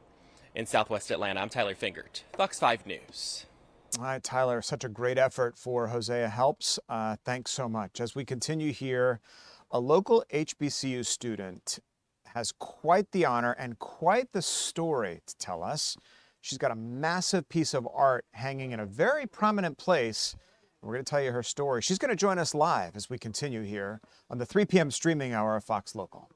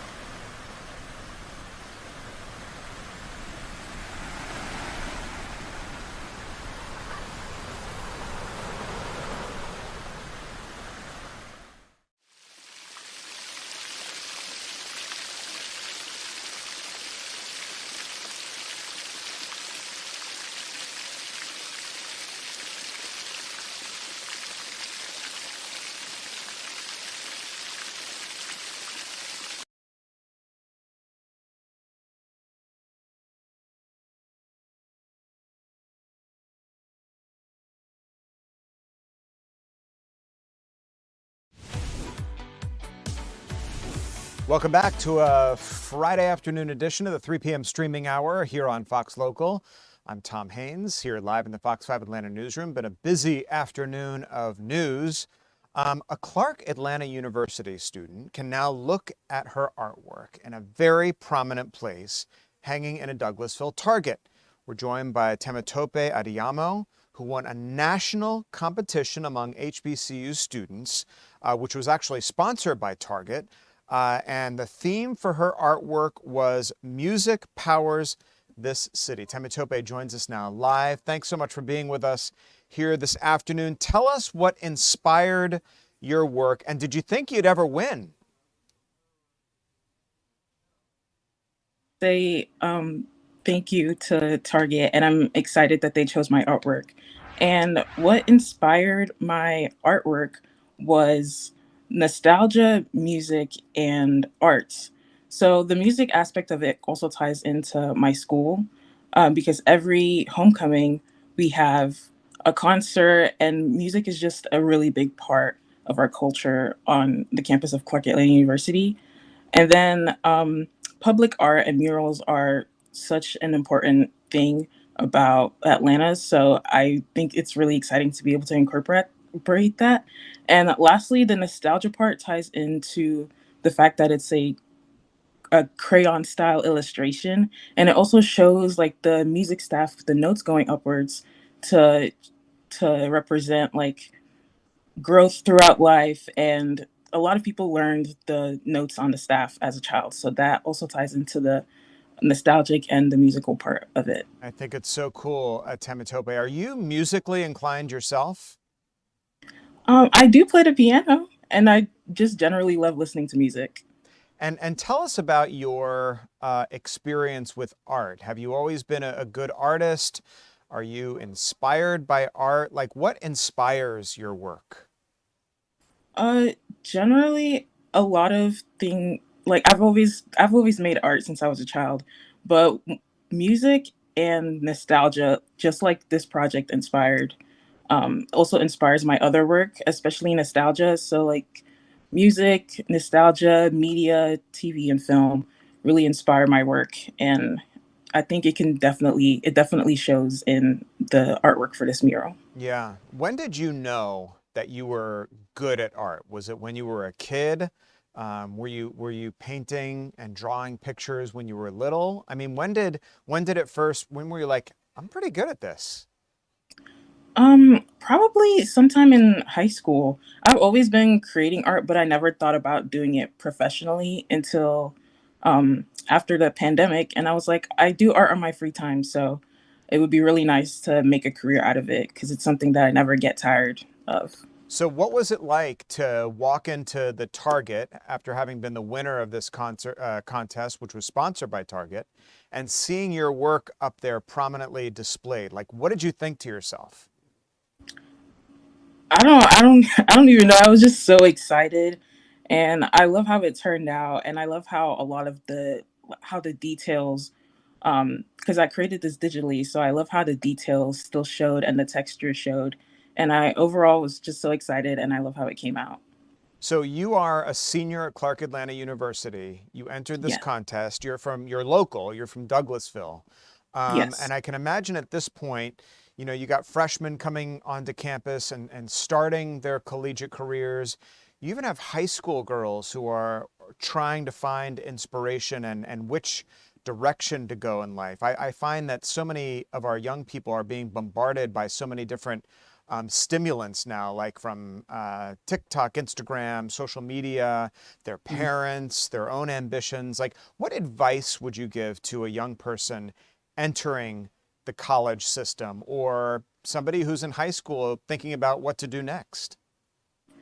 The advice that I would give is to do a lot of self-reflection and genuinely choose something that you enjoy doing.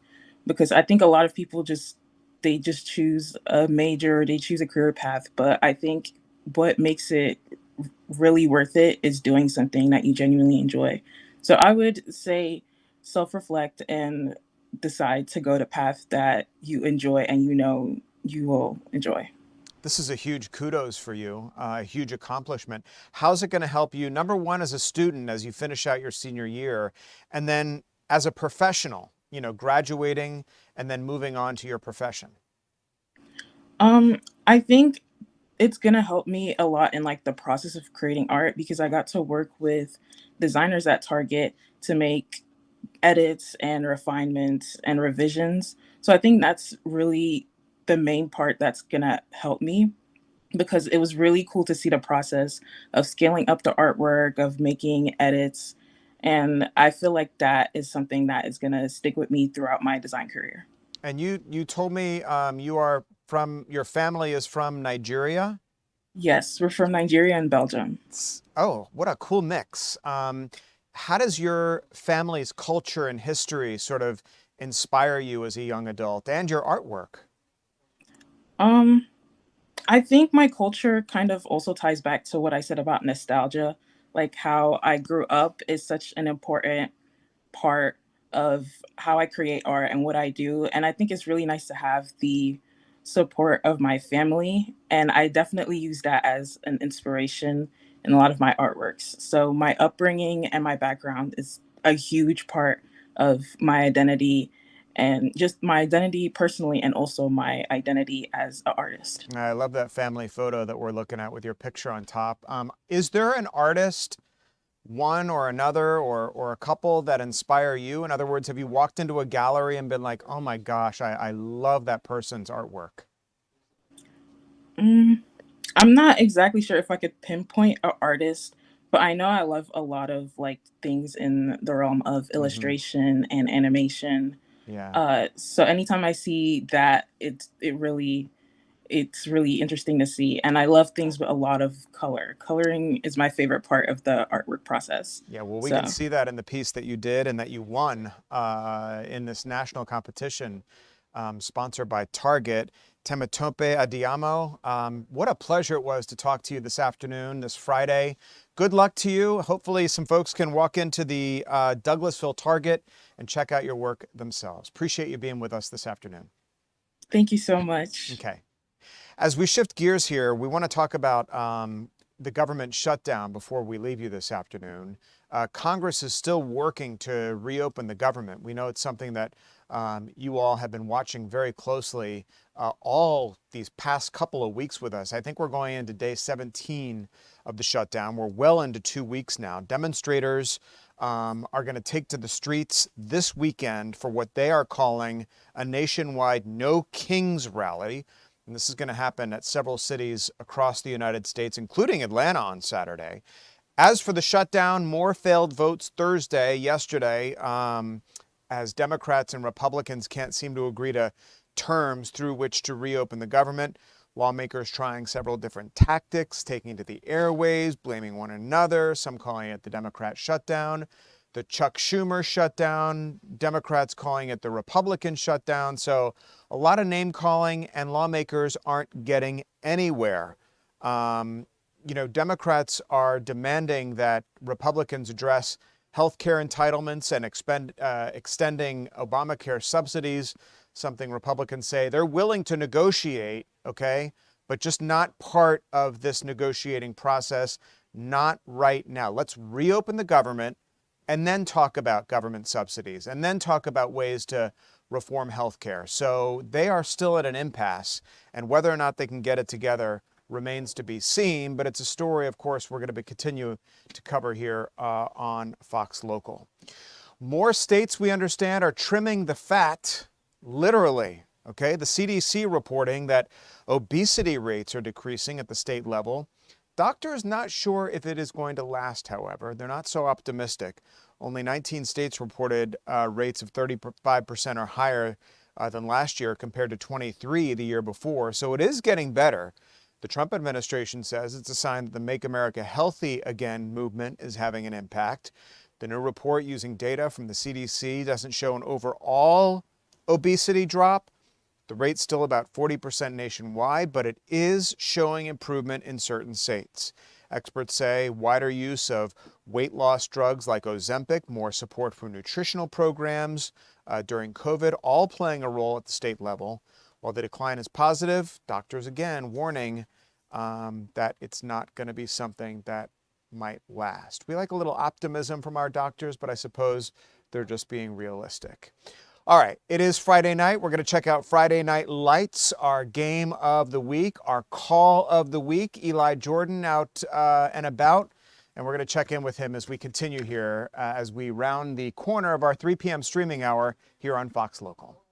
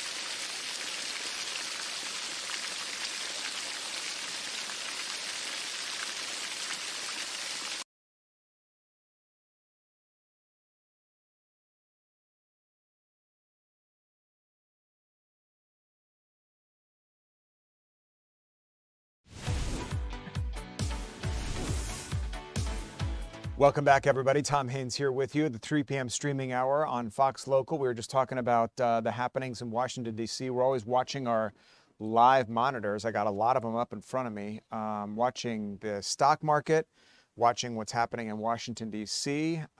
President Trump expected to head to Joint Base Andrews in a couple of minutes, to head to Mar-a-Lago for the weekend. Should be a beautiful weekend down in Florida. You know, in the wintertime, he goes south to Florida, to Mar-a-Lago. They call it the Winter White House. All right, so we're kind of in mid to late October, and that's where President Trump is going to be headed for the weekend. He's always working down there, though. He never really vacations and unplugs. He invites congressmen and leaders, and people just show up down there as the president takes a break from D.C. and heads down to Florida for the weekend. In the summertime, he goes up to New Jersey to his club up there. And so he takes his breaks, he goes north. So north in the summer, south in the winter. Makes sense, right? If we see the president come out of the White House, we'll take you there live. Meantime, we got Friday Night Lights to talk about tonight. What a great night for football. It's going to be beautiful out there, a little chill in the air. That's Eli Jordan at Brookwood as we talk about our call of the week on 680 The Fan. We're doing it together, in your face, all right? So in your face. Tee up this game with us tonight. Brookwood at Peachtree Ridge. You're so good at kind of gaming these out. What about tonight? Well, it's actually Peachtree Ridge at Brookwood. And both of them are coming off of their bye week, and they're both 5-2. And Peachtree Ridge, before the bye week, they lost pretty big to North Gwinnett, I do believe. Yeah, it was like 45-14. And then Brookwood, well, they're coming off their bye week after a big win, 57-7, I believe. Yeah, and then but both of them both lost to North Gwinnett High School, pretty big. So that's how I'm kind of gauging at this. I came into this game, Peachtree Ridge at Brookwood, rather ignorant, but I'm thinking this is going to be quite a running game, and I'm going to lean toward Brookwood for the home field advantage. But you know, this is a 7 o'clock game. It's different. I think a lot of the Gwinnett County schools this year are starting their games at 7 p.m. I was at Parkview a few weeks ago, and that was a 7 p.m. game. It surprised a lot of people, but it seems to be what Gwinnett County is doing now. So it's a 7 p.m. game, and you can watch all the highlights of all the area games, not just mine, which is the 680 Call of the Week, but all the games after the Nebraska-Minnesota game that we are airing on network tonight, which starts at 8 o'clock. So directly after that 8 p.m. college football game between Nebraska and Minnesota, you can watch High Five Sports. It's in your face directly after the game. And so that's the adjustment there. And but, you know, Friday night, it's a primer for the weekend. Got Ole Miss coming into Athens to play the Dogs Go Land Sharks. That's what Ole Miss Rebels are called now. And then you got Tennessee coming into Tuscaloosa, my old stomping grounds, and they're going to have a little bit of disappointment, I hope, playing Alabama this weekend. So all that's tonight to build up for that, because we're seeing future college kids play out here on the field tonight. And then we got college football this weekend, Tom. So you're right off of Scenic Highway, Ronald Reagan Parkway. I'm just looking at where you are. Yeah, I'm real close to where my uncle lives, who I go to Alaska with. Oh, really? Did you hear what's happening in Alaska? A lot of rain and flooding. They're trying to get people out of there. It's yeah, they had that typhoon come through there, but it was really far away from where I go. Okay, I go that's hang good. out in Yakutat, which is in southeast. Good to hear. So you're at Brookwood. But yeah, I'm over here in Gwinnett, Snellville area. Okay. And the stadium behind you looks pretty cool. Looks like they're set up for something with those chairs over your right-hand shoulder. Oh, yeah. This is where the offense and defense will come in off the field, and they will look at the plays. They got their own video cameras that rewind and show them the plays. Come in, they can tweak their play performance and make adjustments, saying, hey, Tom, you need to block this guy a lot better because look what he's doing. And then you can look at it and see exactly what's going on, and you'd be like, yeah, okay, I do need to block better because he's, shanking me or something like that. But yeah, this is where the defense and offense hangs out, and I'm here very early today, and things are quiet. Just the track team has been running around the track, and this is a rather older stadium, and but it's cool. It's not too bad, and they keep it nice, and the facility, the field is brand new, just about 2 years old, something. right at this decade at least. I think it's 2023 is when they got this new field out here, so it's So not bad. And school it is should be out. a really good game. It's 10 to 4. School is out. I don't see any preps going on there on the field though. Will they come around later? What time's the game tonight? They were here just to. It's in a. The game is at 7 o'clock, but the track team was just out here running around the track, getting their reps in, and then actually right around 2:45, the football team came out here, and they were just in their street clothes, doing some quick warm ups. I guess football is considered PE, and so that was their PE class. They came out here and ran through a few plays, and so they're getting all psyched up and ready to go. But yes, it's a 7 p.m. game tonight. It's different than normal. Normally, it's 7:30 games, but over here in Gwinnett County, they've decided to do 7 p.m. games. Talk about great Haven't weather got any, too. I'm just looking at why yet. The skies behind yeah. you. I mean, it's going to be a beautiful night. It's going to be beautiful. Yeah, it's going to be a very beautiful night. Oh, speaking of beautiful nights, real quick, I know this is way off topic. Okay. But, I've got my mind running. In a couple of nights, we're going to have not going to be a moon. Go out and look to the east towards Orion, and you'll see a really good Orionid meteor shower. It's the Earth passing through the trail of Halley's Comet. When Halley's Comet came through in '86, it left a bunch of dust there, and we're passing through that orbit. And that's coming up on Sunday night and Monday night, the peak of that. So I'm looking forward to tonight, high school football, getting some really good highlights to show you. I'm looking for Alabama to do some good tail kicking, and maybe I'm going to be rooting for Ole Miss too. And then I'm going to be looking for meteor showers Sunday night. So it's all going to be. And we got the Halloween parade on Sunday afternoon. Look for Orion's belt, and you might see some shooting stars. Towards the east. Yeah, and you might see some shooting. Wait till it gets dark, but Orion will be there in the east, but kind of lower to the horizon, but maybe about 15 degrees up. But if you look towards the east, and you could also Google where should I look, but we're not going to have a moon until later. The moon rises probably like 3 or 4 in the morning.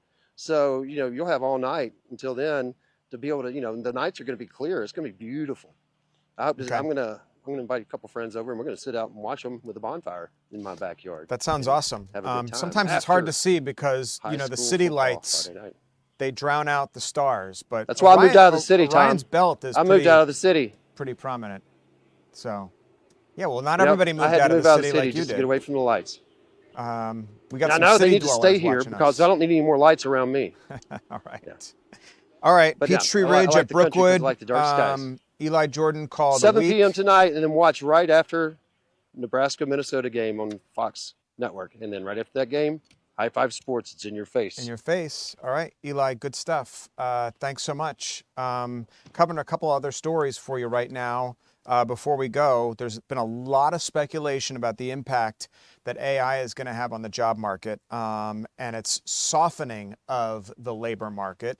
This is a very technical skill that not everybody is learning about. Now we have a better picture of which jobs are being displaced and which are relatively safe, at least for now. The latest jobs report shows a weakening labor market, in part due to the rise of AI. And the Society for Human Resource Management says it means even more workers could be at risk in the coming years. Of course, artificial intelligence, the big driver, a lot of those losses. 15% of the jobs in the U.S. are at least 50% automated at this point. So imagine 50% automated now as AI continues to unfold, how much that will be in another, say, 5 years. The jobs most likely to be lost include service roles, blue-collar labor. Think of your waste management company coming around to collect your garbage in the morning and how AI is going to impact that. You have self-driving vehicles. So this is just one thing that I've observed. Self-driving vehicles. How long before garbage trucks are going to be self-driving? How long before garbage trucks are going to know the route? They're going to have the automated arm come out, pick up your trash can, and pour it in. Okay, so that's 3 jobs gone right there, thanks to AI. So, but at the same time, other jobs are going to be created. So it's a reconciliation. How many jobs are we going to lose? How many jobs are we going to gain? And are people coming out of school going to be knowledgeable enough to confront the AI revolution, if you will, head on? So if you have a young person at home and they're in school right now, now's the time to be boning up on AI, technology, and everything that is involved in this AI era that we now find ourselves in. So that's my pontification for this Friday. Hope you've had a good time streaming with us in the 3 p.m. hour. Covered a lot of ground. Zelensky's still at the White House right now. The markets are up 250 points right now. The Dow Jones ending the week on a positive note after crashing earlier this week. Well, not crashing, but it was down several hundred points on news of this trade war with China. That's another meeting that we're watching. Will Trump and Xi Jinping meet at APEC?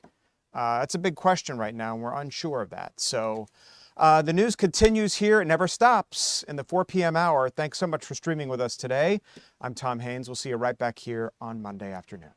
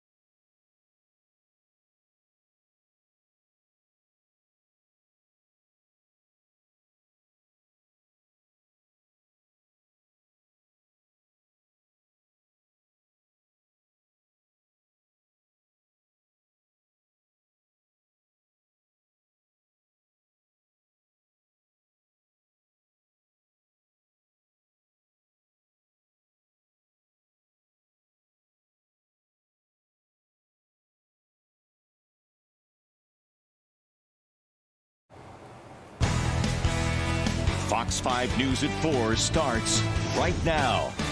Now at 4, traffic woes in Midtown. Ongoing construction becoming a pain for drivers and businesses in the area. We talked with one entrepreneur who shares his thoughts on the situation. Plus the holidays, believe it or not, it's around the corner. This year, local nonprofit Hosea Helps, well, they may need help themselves, feeding Atlanta families as they fight inflation and deal with impacts of the ongoing government shutdown.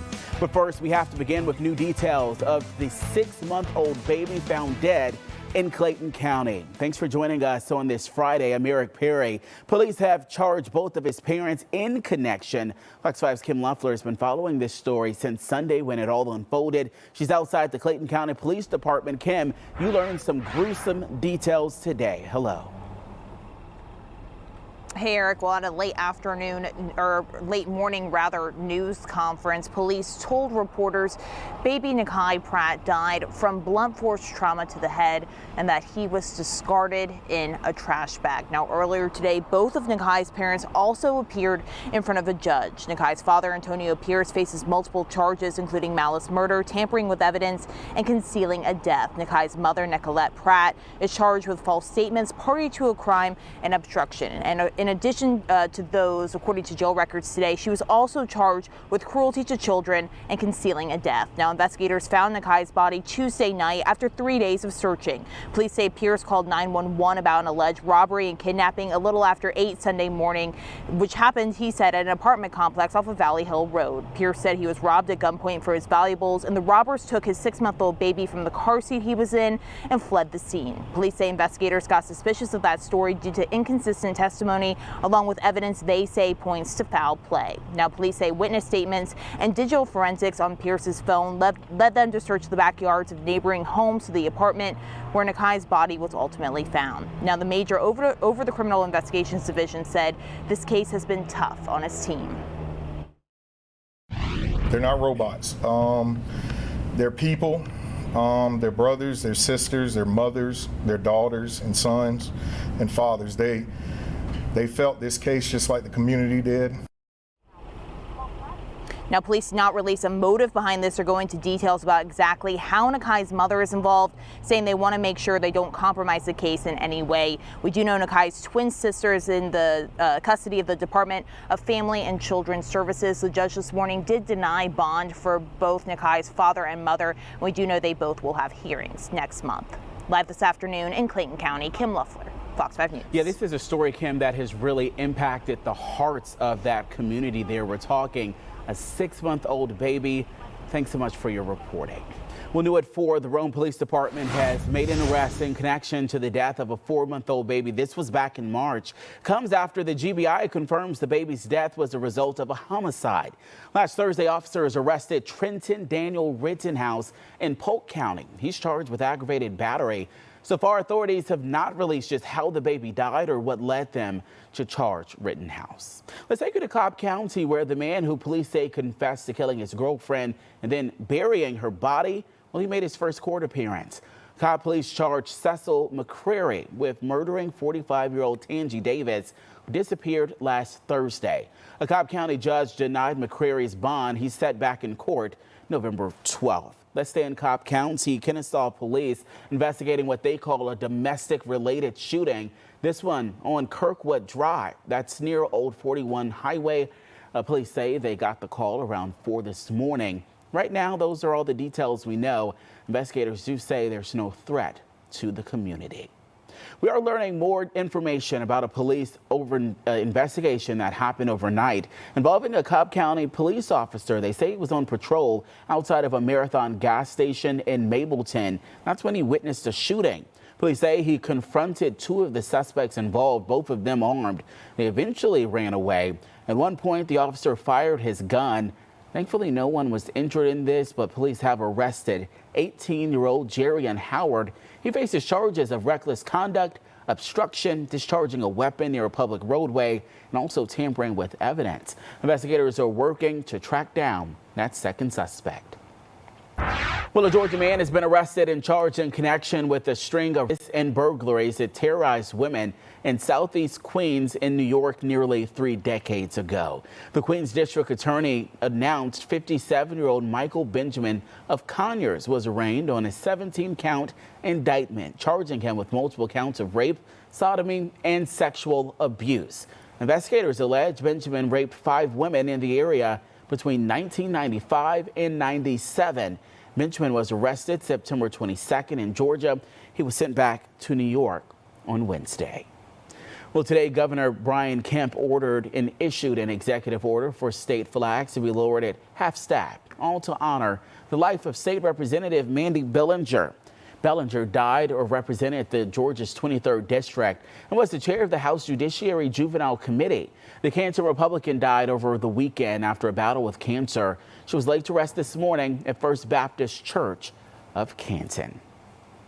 Well, on this Friday, let's get you outside. This is the live look, the King and Queen building. Traffic flowing there for now. We know it might change in the next hour or so. Fox 5 Storm Team meteorologist Jonathan Stacy joining us. It was a beautiful day there. The sun was out and it felt pretty good. It felt pretty good, and we saw some clouds for the first time in a long time, meaning all week long we've had wall-to-wall sunshine, but today the clouds made a return, signaling changes that will happen as we get deeper into the weekend. But what a sublime start we are off to as we take a look at Fox 5 Live Viper radar. It's pretty quiet across the nation today, but that front that lies in the middle of your screen is going to activate some storms as we get deeper into the weekend. Right now, high pressure rules and abides, but we are picking up on some storms here rolling over portions of Iowa at the moment. It's going to grow and proliferate, and there is a risk for severe storms, especially to the south from Kansas City all the way down to Oklahoma City. That's today into tonight, and then the risk expands and grows going down to the south, the mid-south over the Ozarks, Missouri, Arkansas, even Louisiana, Texas, along with Tennessee and Mississippi in that threat for tomorrow. And then Sunday, the threat lifts up to the north, Appalachian Mountains. However, Atlanta's going to still get something out of that frontal boundary that's moving in.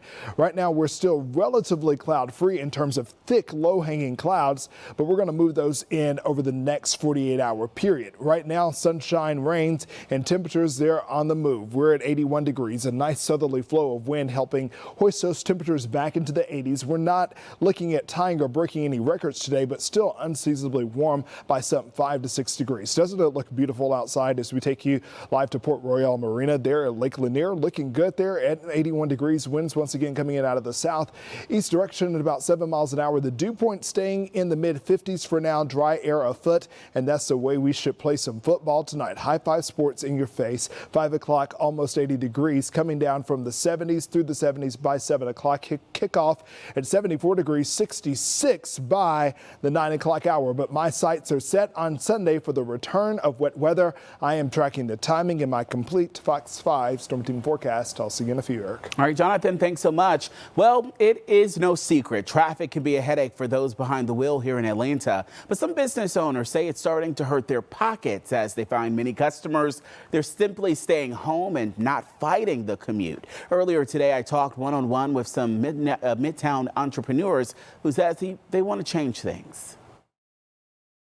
I wake up and I love coming in here to do what I do best. Restaurateur Ayman Kamel is living his dream. He's the owner of 5 Church in Midtown and Buckhead, also owns Alto Toro. This is what I love and this is what I know how to do for a living. But there is one thing that has him cooking. That's the traffic. It is an absolute nightmare lately to come out of your house and have a hope that you can get to work on time.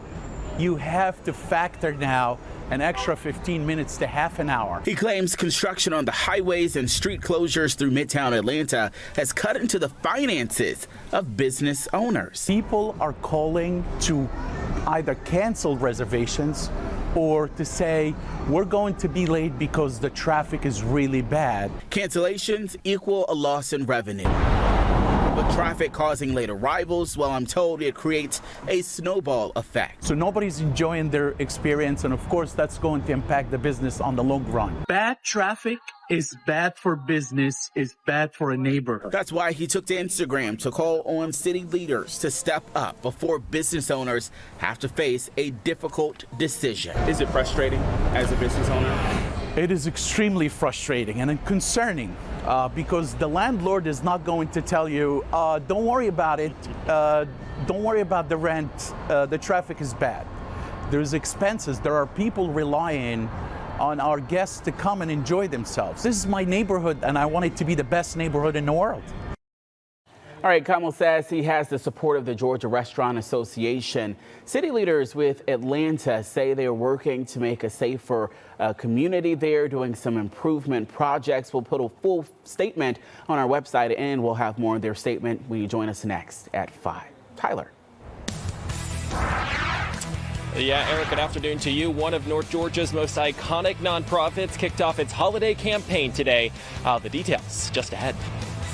And one police department works to save lives. A look at their blood drive that was all about giving back. And organizers expect big crowds here in Metro Atlanta as another No Kings protest is set for tomorrow. What do you need to know? Coming up.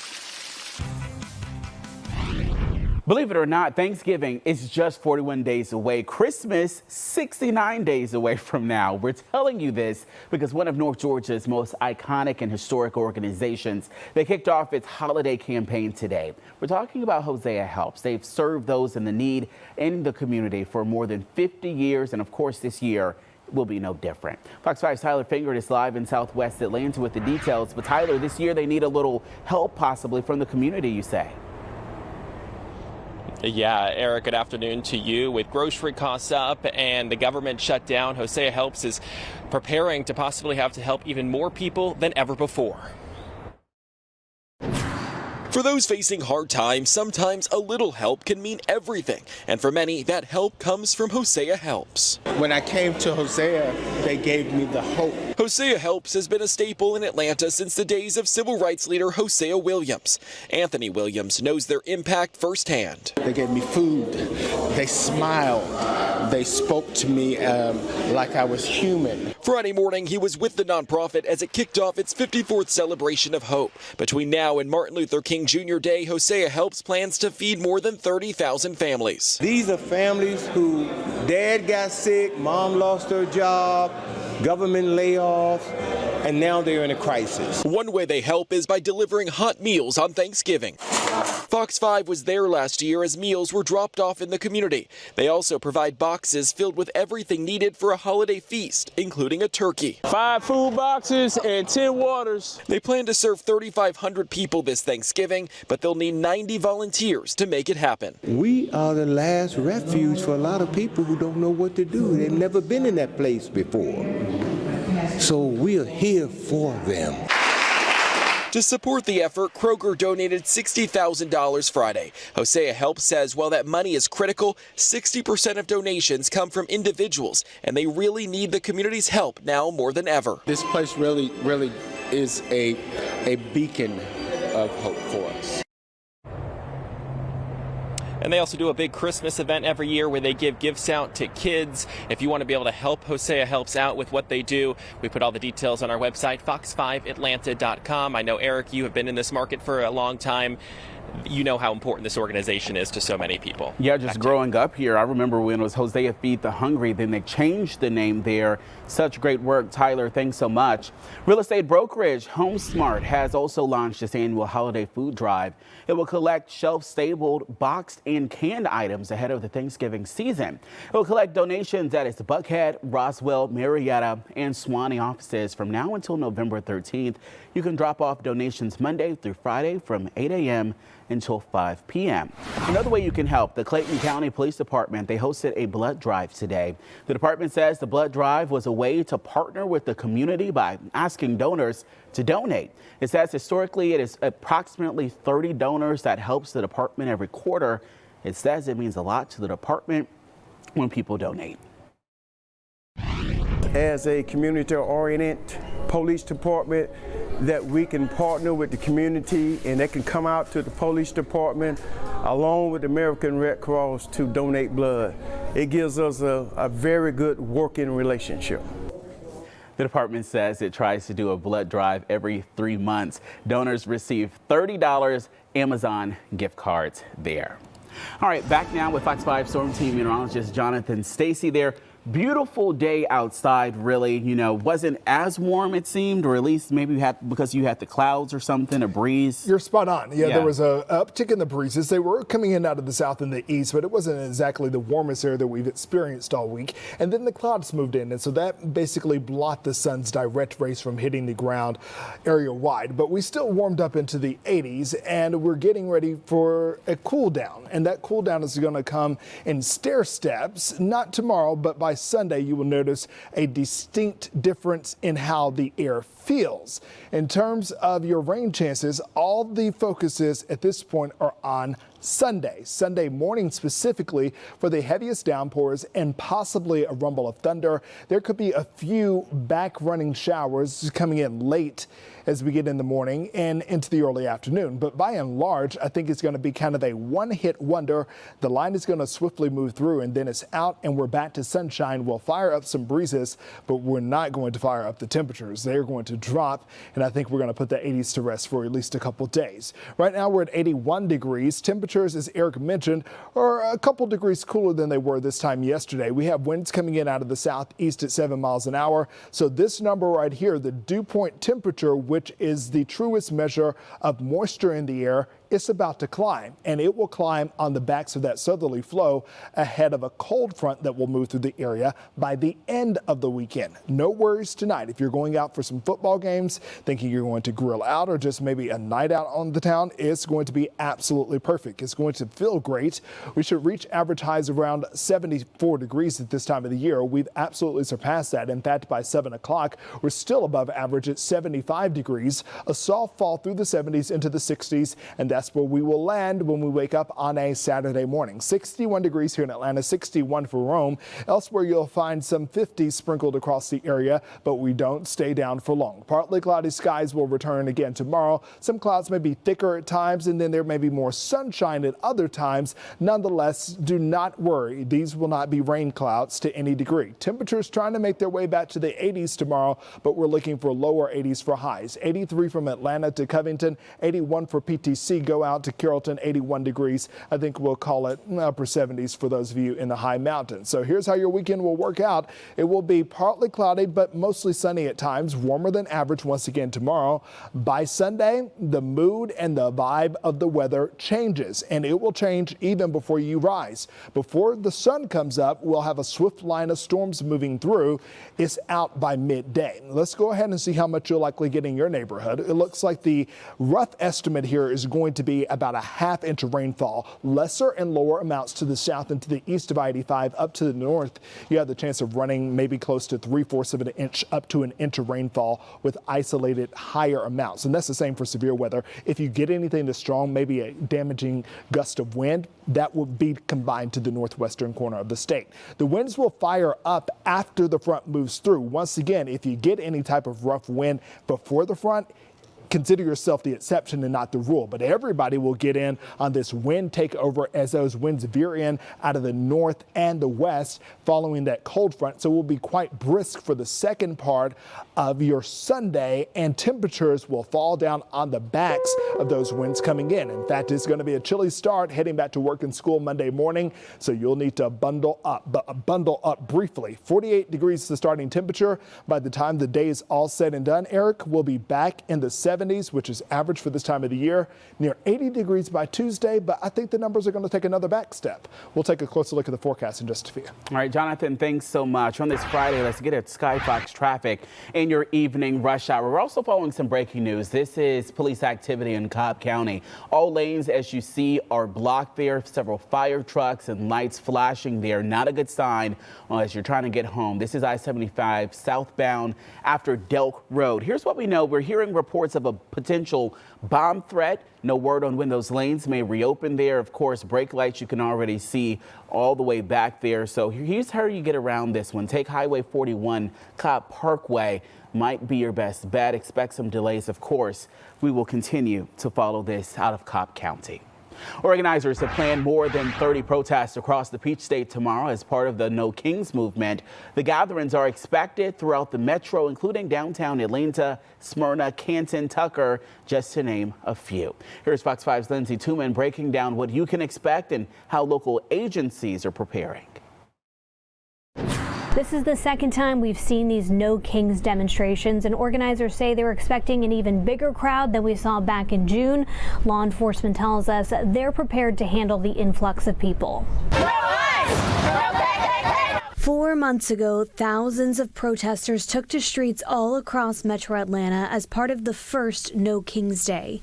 People from all walks of life came together then, protesting against the Trump administration. My 89th birthday, and I believe in democracy for all. And so I had to come, and I may not have much more time here on earth, but today I can do it, and I want to protest what's going on in our government. Now another round is planned from Peachtree City to Calhoun and Carrollton to Athens. Some organizers say they're focusing on family fun this time. In Floyd County, they're encouraging demonstrators to wear costumes, blow bubbles, and pass out candy.